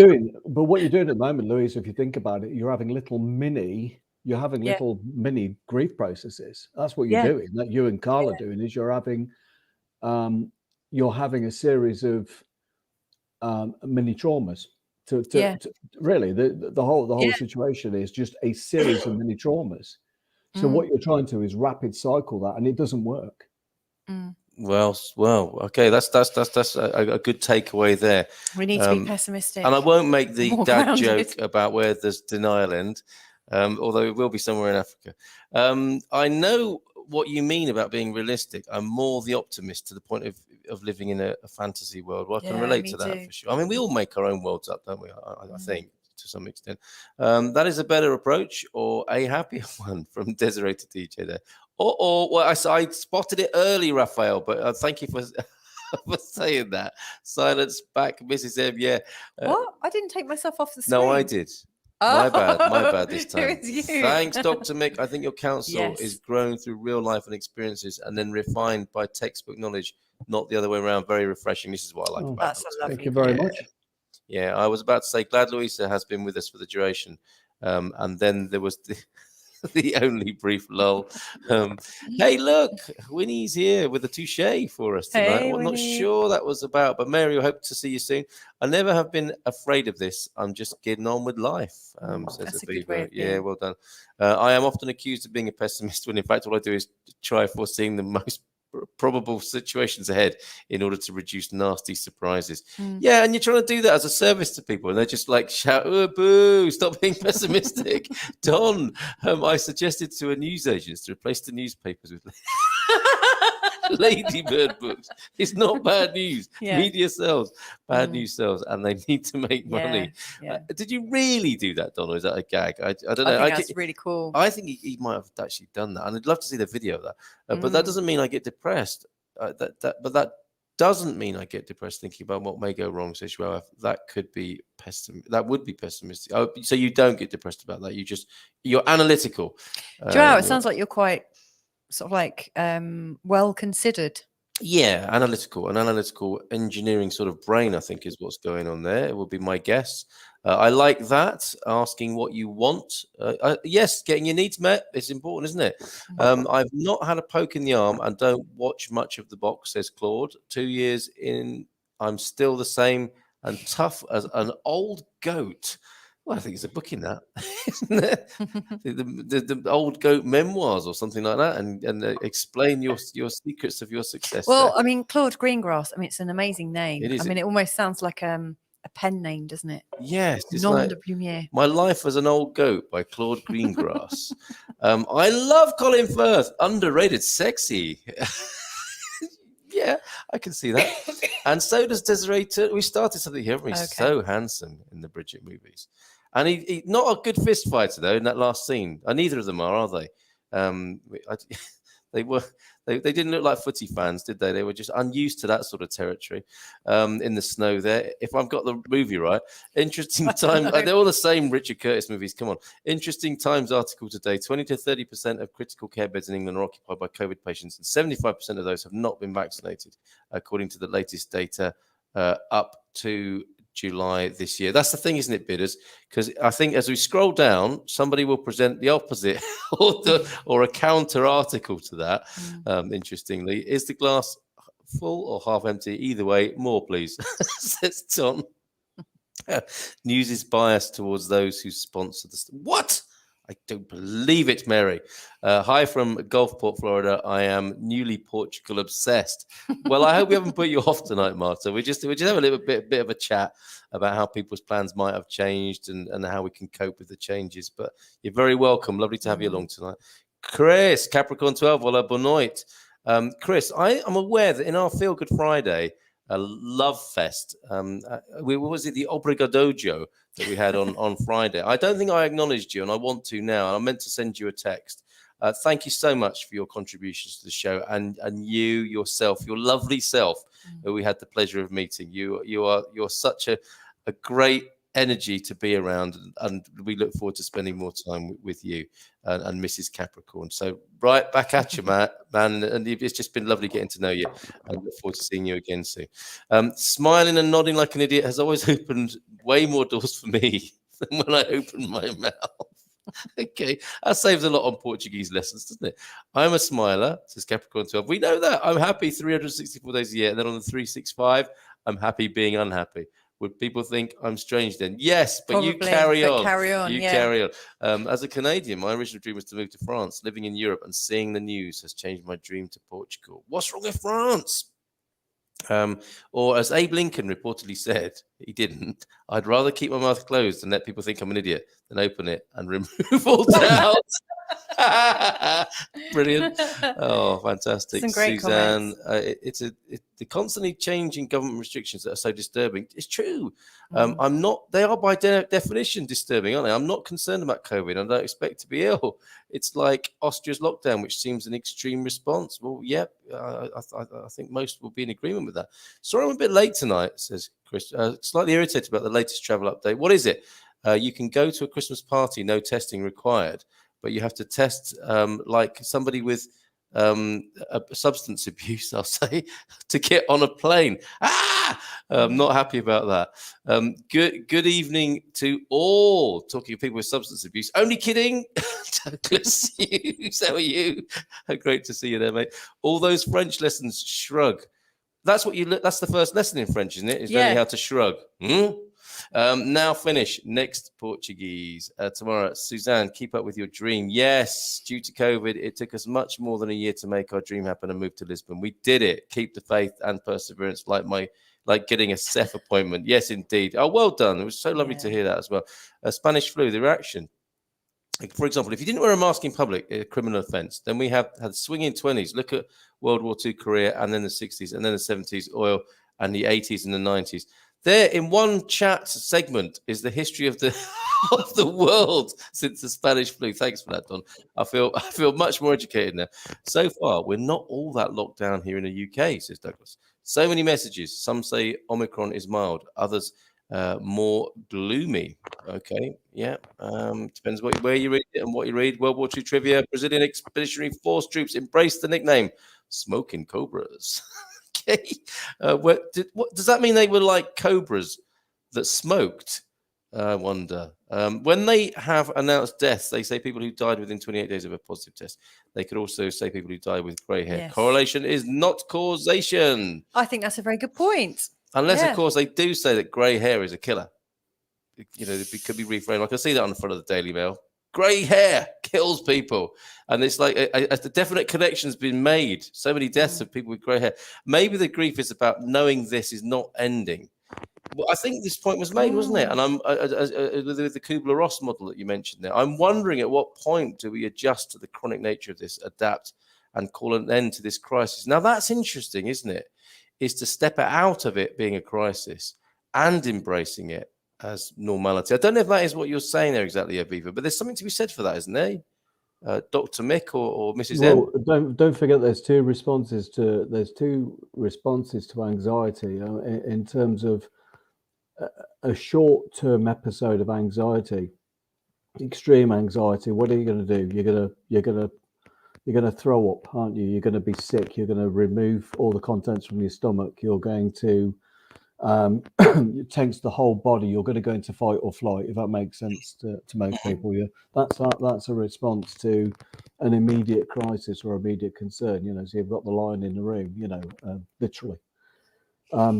We have a completely different response to kind of long-term angst. We tend to do the opposite. We tend to hoard, don't we? We tend to hoard things. We tend to, you know, if you're stressed for a long period of time, you may comfort it. You may actually gain weight. You won't be vomiting. You'll be actually gaining weight. So over time, we've adapted to, as human beings, you know, we've been here for a long time, haven't we?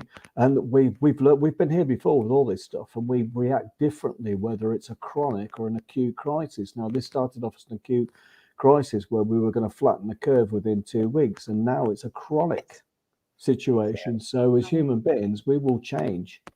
We will change our responses. So yeah, we've been here before, and we will adopt different strategies as we go along. Quite frankly. Yep. Trap the headphone under the Sagres can if you can again. I also think. Sorry. What I like about what Aviva said there, as a potential strategy for people, is like calling an end to this crisis. Sometimes, like when we're in a state of anxiety, often it's because we're in like 2 minds or 3 minds or 4 minds. Like, you know, like we think this, and at the same time we're thinking that. And then there's this, and then there's that, and there's so much going on that it's really difficult to know your own mind. And so sometimes just making a decision ends the crisis, doesn't it? And you can get some peace with it. And it might not be the right decision, but all of a sudden when you make a decision, it can remove some of the anxiety. And then the next decision is to keep making the best decision you can in each moment. I've done this. I've done what Aviva's talking about, and realised I am in a chronic relationship with my concerns, and made a conscious decision to say this is now what my life is, and any spikes will be acute. It won't be part of a chronic picture. Any difficulties that need to be challenged with this will be acute events, not part of a dismal, chronic, and depressing and chronic continuum. I think that's a really smart move there, Aviva. About the media in general, I think the problem is not so much the news itself, but rather the opinions of the so-called opinion makers. Yeah, I can build my own opinion. Thank you very much. I don't need anyone to do it for me. Yes. Well said, Joel F. It's like they don't trust you to do it on your own. Here, go this way with your thoughts. This could work better for our sponsors. The BBC have used language for nearly 100 years. Yes, right from the beginning in dinner jackets at Crystal Palace. They are the world experts in using the English language for messaging. If they meant died of, they would have said died of COVID. Yes, rather than the with. Claude Greengrass, were you on the TV show Heartbeat? We're blessed tonight, aren't we? Claude Greengrass was a character in a TV show Heartbeat. Oh, right. So it might not be a real name. Yes, I'm thinking it's made up. Look at this. They can't let it go. The ladies cannot let it go tonight. Maybe some fellas too. Colin Firth was very sexy in Pride and Prejudice. It's true. He was, but it's all that restrained. Oh, sorry. Stuff going on. Obligatory World War I trivia. Portuguese grunt Hannibal Milhais was the real-life Rambo. Whoa. Pretty amazing stories about him with his Lewis gun on the Wikipedia. Thank you, Ubi, for that. What an incredible mind Ubi has there. Counting the months until I can move to Portugal. We're ready for you. P.S. I am fully jabbed. But I do agree that people should have a choice. Don't shoot. No, Beard 22. Don't get me wrong, mate. I'm not We having a won't be go. shooting the messenger at all. Certainly not. I think he might be referring to other people. Okay. Don't be jabbing the messenger. There's no need. He's done it already. I've got so used to being in lockdown in 2020. It's still kind of hard to go out and do things. There's another perspective on this, right? I have to work harder to motivate myself. That seems to be part of the grief or change. Interesting. Absolutely. Okay. Yeah, and what an adjustment. P.S. I love this show. Cheers, DJ. Love you too. I love you all. So much information that we need and so fun as well, says Ivy Dawn. Oh, thank you. Was it that denial joke? Desiree from DJ. Get out there. You're being fixed by a man, by the sound of it. Get some rays, vitamin D, and help you stay healthy. Deep breaths. And tune into Expats Portugal every morning. You'll be fine. Actually, that does sound exactly right. Lisa, are there actually lockdowns in Portugal? If not, I hope we can all get out and enjoy all the lights and festivities. No, Lisa M. There is mandatory home working for those who can do it. And really? There's I didn't know yeah, that. yeah. Well, you wouldn't know, would you? No, because I do work at home. There's mandatory breathing. Well, we're doing that anyway, a bit like the home working. And kids, there's a delay going back to school for a week or 10 days in the new year as one of those When's the kind of mandatory fire home break working things. from? From It's right already now? started, Oh, 1st okay. of December. Yeah, well done for being ahead of the trend there by 5 years. Another word for smoking cobra could be exhaust pipe. Thank you very much, Douglas. Portuguese Red tonight. The smoking cobra nickname story is pretty cool from Ubi and Mary. Queenie too. I mean, I began getting grey hair when I was 7. Really? Queenie too. That's interesting, isn't it? I'm working on it, especially focusing on moving to Portugal now, planning my exploratory trip in March. Enjoying the advice, I think, from DJ there is Desiree. Tried this. First wave of COVID was to kill the bug with isolation. Vaccines out, yet bug persists. People are weird. A universal appeal to killing the bug by not allowing spread, as hard as it is Suze's view on that. What does Taxi think? It is akin to the expression when pigs fly. There was skepticism in the war that Brazil would send troops to the front to fight. Exactly. I don't know if this runs on from the last comment. When we accept the reality we're in, it's amazing how consciousness changes. Yes, acceptance. It will kill a tendency to constantly live in fear, which is useless. I don't know if that was a response to me responding to you there in how I saw what you were saying, Aviva. Me too, thinking about buying a small holding, grow organic veg, have a few animals, and ideally a place with wonderful views, a stream and an orchard on the edge of a village. Well, that was meant to be our future, wasn't it? Yeah. And then I've become normal, believe it or not. Isn't that so strange? Claude Greenhead, or Green Grass, I think that's probably... Let's not change it again. Played by the marvellous Bill Maynard. He also played Selwyn Froggatt, of course. Oh, no, it's Selwyn Froggatt. I remember that. By 1943, the popular view became more likely for a snake to smoke a pipe than for the Feb to fight when the snakes smoke when pigs fly. Thank you, Ubi. That's that just about, I think, covers that. There is an old Irish saying, which I will amend a bit. A roof over your head, a few good friends, food in your belly, and the price of a few pints. I think you've shared that with us before, and I'm glad you've shared it again because these basics are so important, aren't they? We're back to Maslow's hierarchy of needs there, aren't we, Doc? Absolutely. You know, it's really important that you keep those basics. Like we were saying earlier, the friendships and the keeping the basics in place. I would say there was a comment earlier, this thing about consciousness and being in the moment almost, and it reminds me of mindfulness. Mindfulness is an interesting one because on a personal level, mindfulness is great because you can stop in the moment, you can you can move with that moment, and it eradicates. So basically, the mind if you're not careful, will spend 50% going back into history and finding all the things that you'd like to change, or it will go forward into the future, which it clearly can't do in any practical sense, and mechanically worry about the future. So mindfulness basically says, if you just stop at this moment, you're fine, you're okay, which works on an individual level very well. It's not so hot when it comes to societal changes. Does that make sense? Because if we all constantly live in the moment, we never actually get together and discuss about what's going on in the future. It can inoculate you to stress, but is that a good thing overall? Does that make sense? It does. It does. It's so interesting in mindfulness. Yeah. I'm always perplexed by the fact that it's called mindfulness, because the whole purpose of it is to kind of let go of your full mind. Well, if they called it mindlessness, it should be called mindlessness. Yeah, but that would never I mean, mindfulness is it's like an oxymoron. Well, it's not an oxymoron. It's just the opposite of what it claims to be. You just call it being, can't you? Yeah. But it's right. It's not very scalable for functional everyday life, in the world. No, it's not, and it's been around for a long time. I mean, we've had TM, we've had things like transactional. We've had all kinds of versions around for a long time. We've had transcendental meditation. That's what I was trying to get to. Or we've had mantras, etc. So it's an old philosophy, and I think it's brilliant. I think it's really good. It's really good. I'm with you. Yeah. I've used mantras. It's great, but what I'm saying to you is, at the same time, we've got to think in terms of a more holistic approach to living in within communities. There's got to be different sets of tools for dealing with some of those community stresses, perhaps.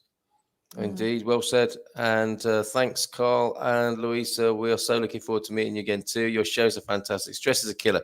The NHS should prescribe GMPs. I tell you what, you don't do it 7 days a week, though, do you? No, but I would if they paid me as much as they're paying the pharma companies. Oh yeah, well, the stress levels would fall to zero. So when the troops actually fought and served, they turned the phrase on its head in a badass sort of way. The Cobras are smoking. I see now. I get it. Okay, we got that. And yeah, just a quick update.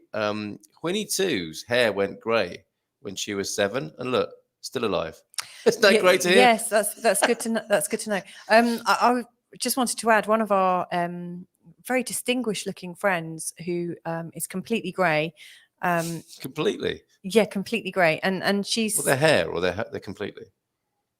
No, it's just her hair. You know what I mean. It's like the Tin Man from The Wizard of Oz. No, she's a beautiful woman. Completely silver. Grey is so in Grey is so in demand at the moment. She's since this. Oh yes. I mean, she's now like not a top model, but she's doing lots and lots of modelling at the moment. I think she's been snapped up for a Pengarosa, hasn't she? I think she has, She's a sexy elder face, isn't she, there? Yeah. Great. Capricorn 12, we'll get you autographs soon, don't worry. As I've got older, I've had a big problem with how history is taught about World War II. Yeah, so many nations were involved to a very high extent, but their contributions have been erased. Teach it all and build unity. Could say that about a lot of history, couldn't you? Written by the victors and written for agendas, of course. A good weekend all. Appreciate all the comments as well as the host. Good night. Good night to you. Lots of love to you, Suze and Taxi. Desiree, it seems like a balance to stay in the present and not stress too much, but also don't lose sight of the bigger picture and the things that need to be addressed. Well, what we've got for you, as we'll go out tonight with Terence's podcast, not a single Christmas picture, and I'll keep it that way, and we'll keep those over for Light Up Christmas for the rest of the coming week. Dr. Mick's already got his Christmas tree up behind him there, as you would expect from any upstanding member of Al Viagra. Mindfulness is not passive. It is the ability to become clear, and then one can respond appropriately. Don't get me wrong. I'm not knocking mindfulness at all. I think there are certain, like everything, like all tools, it has its right application, doesn't it? And finally, possibly, on the smoking cobras, it's still apparently a Brazilian expression. Cobra vai fumar, whose English equivalent might be something closer to "things are about to get real." Okay, I'm going to start using it on the breakfast show. It's smoking cobra time. I love mindfulness. You know, I teach what I think is one of the simplest meditation methods ever, and have done for 500 years now. But it's don't get me wrong. I love mindfulness. In fact, you can check both Carl and I out on the app Insight Timer. We've both got meditations, and I got some hypnotherapy bits on there. So I've had some real flame up reviews, but Oh, again, yeah, he's had some it's the same terrible as reviews, haven't you? it's the same as the smiling thing. I've got some lovely reviews, but all I can think about is the bad ones. I couldn't do mindfulness. I need to have an eye on the path ahead. I only like nice surprises, not scary ones. Of the blue there. Can I just quantify? Yes, Carl has had some terrible reviews on his A recording made in San Martino de Porto Bay. Really? I think one of my reviews on my I meditations. think it's because you're kind of like rough and ready, and like Carl has these moments. He thinks I'm going to record something, and I think a lot of people in the mindfulness community are a bit humorless. Sometimes can come across a little bit like, mindfulness must be done this way. And so I think there's sometimes it's like you did do one once staring at a goat, didn't you? And you did one inside. There is one on YouTube called "The Man Who Meditated with Goats." Yes, and that's you. Yes, it is. So like you've been taking the mickey out of it. Extreme meditation. I do it in places people wouldn't care to.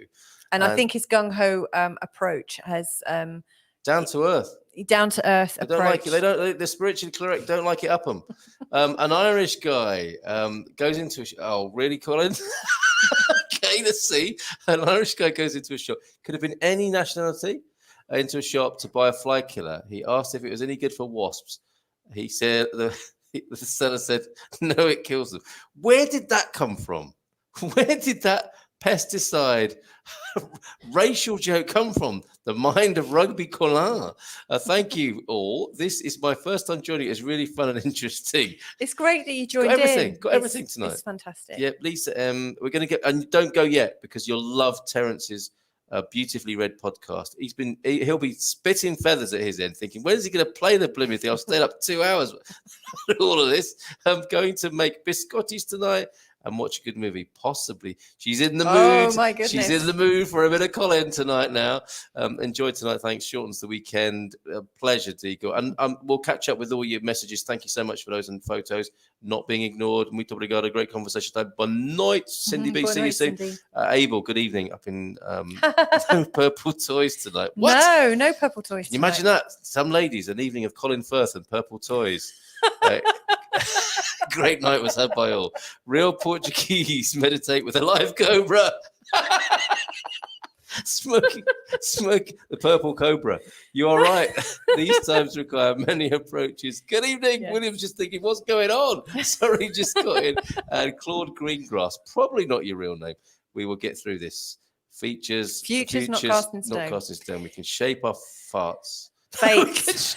Let me do it. We can shape our fates, make the most of what's happening instead of worrying what we can't change, and use these moments instead to be happy. Amen to that. Amen to that. And this will change your mood again now. Why don't we play the rest of the comments whilst the podcast is going on? I'm up to date. Oh, okay. I'm up to date. You and Dr. Mick, let me get on with it and read the comments. Okay. Dr. Mick Stephenson. That was the first one I did, by the way.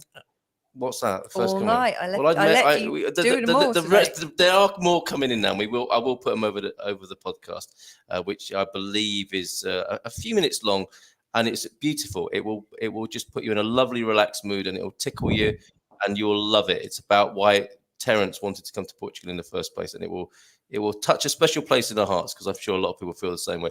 Dr. Mick, thank you so much for being with us for so long tonight. It's been a sport. Oh, it's been great. I've really enjoyed it.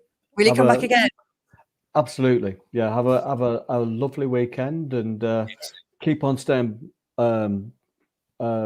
optimistic despite all your problems with it. Despite all the breakdowns that go with it. Cheers, Mick. Lots of love to our back. Bye-bye. Cheers. Bye for now. So there goes Dr. Mick, and here comes the Terence podcast, and we'll sign off after this. Thank you so much, everybody. Sorry there wasn't any light up Christmas action. We'll carry it forward to next week, and we'll play all your coming comments during the podcast. You're going to love this. Anything else to say, Mrs. M? No, just enjoy your lives. Well, yes, that is implied. Okay, but stay well. And have a great rest of weekend, and see you real soon. Bon fin de semana. Ciao. Ciao. Lude to Portugal by a tart. Picture a not so Portuguese steely cold November day, full of rain and reflections. I'm in the ancient English city of Worcester, splashing through the medieval side streets, where people are passing by heavily wrapped in winter garments. As they walk, these bundles intently angle themselves forward to fight the driving wind. The rain is near horizontal, and a gale forces its way past my carefully contrived layers of clothing. Despite this insulation, I feel trickles of icy water shocking my skin. I wipe the rain from my eyes, lick my lips for what seems the 100th time today, and try not to remind myself that they are sorely cracked and chapped. The thought of escaping this meteorologically inflicted torture crosses my mind. Squeezing my sodden and slitted eyes, I scan the vicinity for some kind of respite, a haven to hold up in, while the winter inflicts its worst. My gaze finally fixes on what appears to be a new cafe in town. As the stair rods of rain beat the cobbles, I dance and jump to avoid the deep puddles of overspill, which loiter, waiting to run off into drains.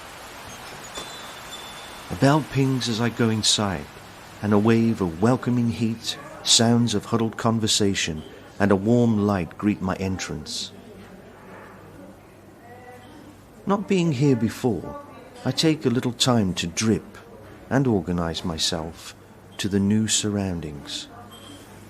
Stretching before me is a long, cheerfully lit counter with pastries and various savoury fare.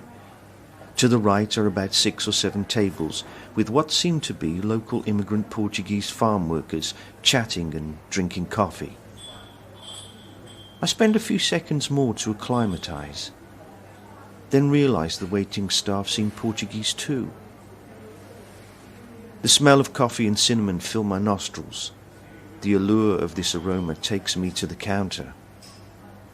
I am at the point of shivering, but find myself beginning to feel a little more alive, thanks to the warmth and heat of ovens, grills and boilers. My attention is grabbed, and my eye falls upon a collection of small custard-like, ambered-coloured tarts, which seem agreeable.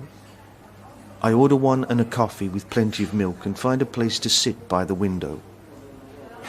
I watch the bluish late afternoon light begin to look like night.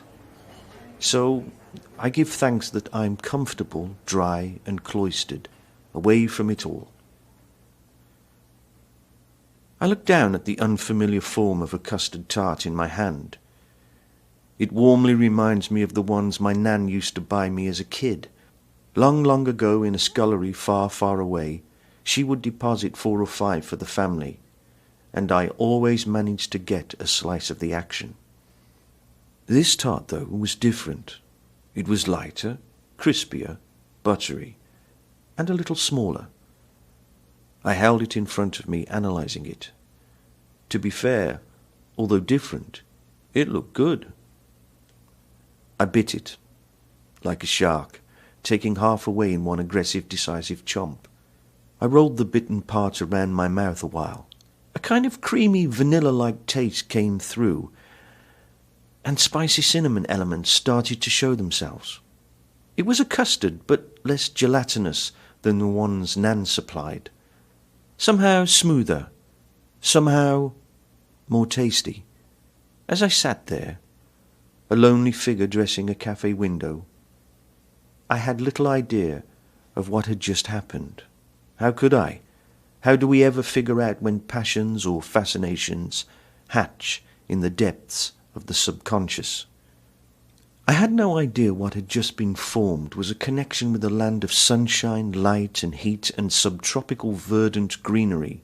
From the depth of a profoundly sullen English winter's afternoon, I wondered about the origins of this pastry. Over 1,600 kilometres to the south, or 1,000 miles in old money, more than 300 years ago, people were delighting and deliberating over the same taste. This natty little custard tart was cooking up its own popularity in a big way then. At the toe end of Western Europe sits the warm and breezy land of Portugal. This place, for centuries, has been the home of the small treat the population call pastel de nata. Its origins are stiff, religious and holy. The stiffness element came in the form of egg whites, because back in the day they were used to starch freshly laundered clothing and religious dress. The byproduct of all this was a surplus of egg yolks. Necessity, being the mother of invention, took a hand, and the monks in the Hieronymus monastery in Lisbon spied an opportunity. They craftily set about using these waste yolks in the production of a secret pastry recipe. The product became known as pastéis de nata, and the income from the sales bolstered financial support for the monastery. The battle to save the building eventually faltered later, and it closed in 1834, but the recipe lived on. It was sold to the owners of the Fábrica de Pastéis de Belém, which opened in 1837. Today, this is still the most popular place to buy these treats around the Lisbon area. Known simply as Pastéis de Belém, the shop is a short 3-minute jaunt from the Hieronymus monastery. There's both a takeaway and eat-in service.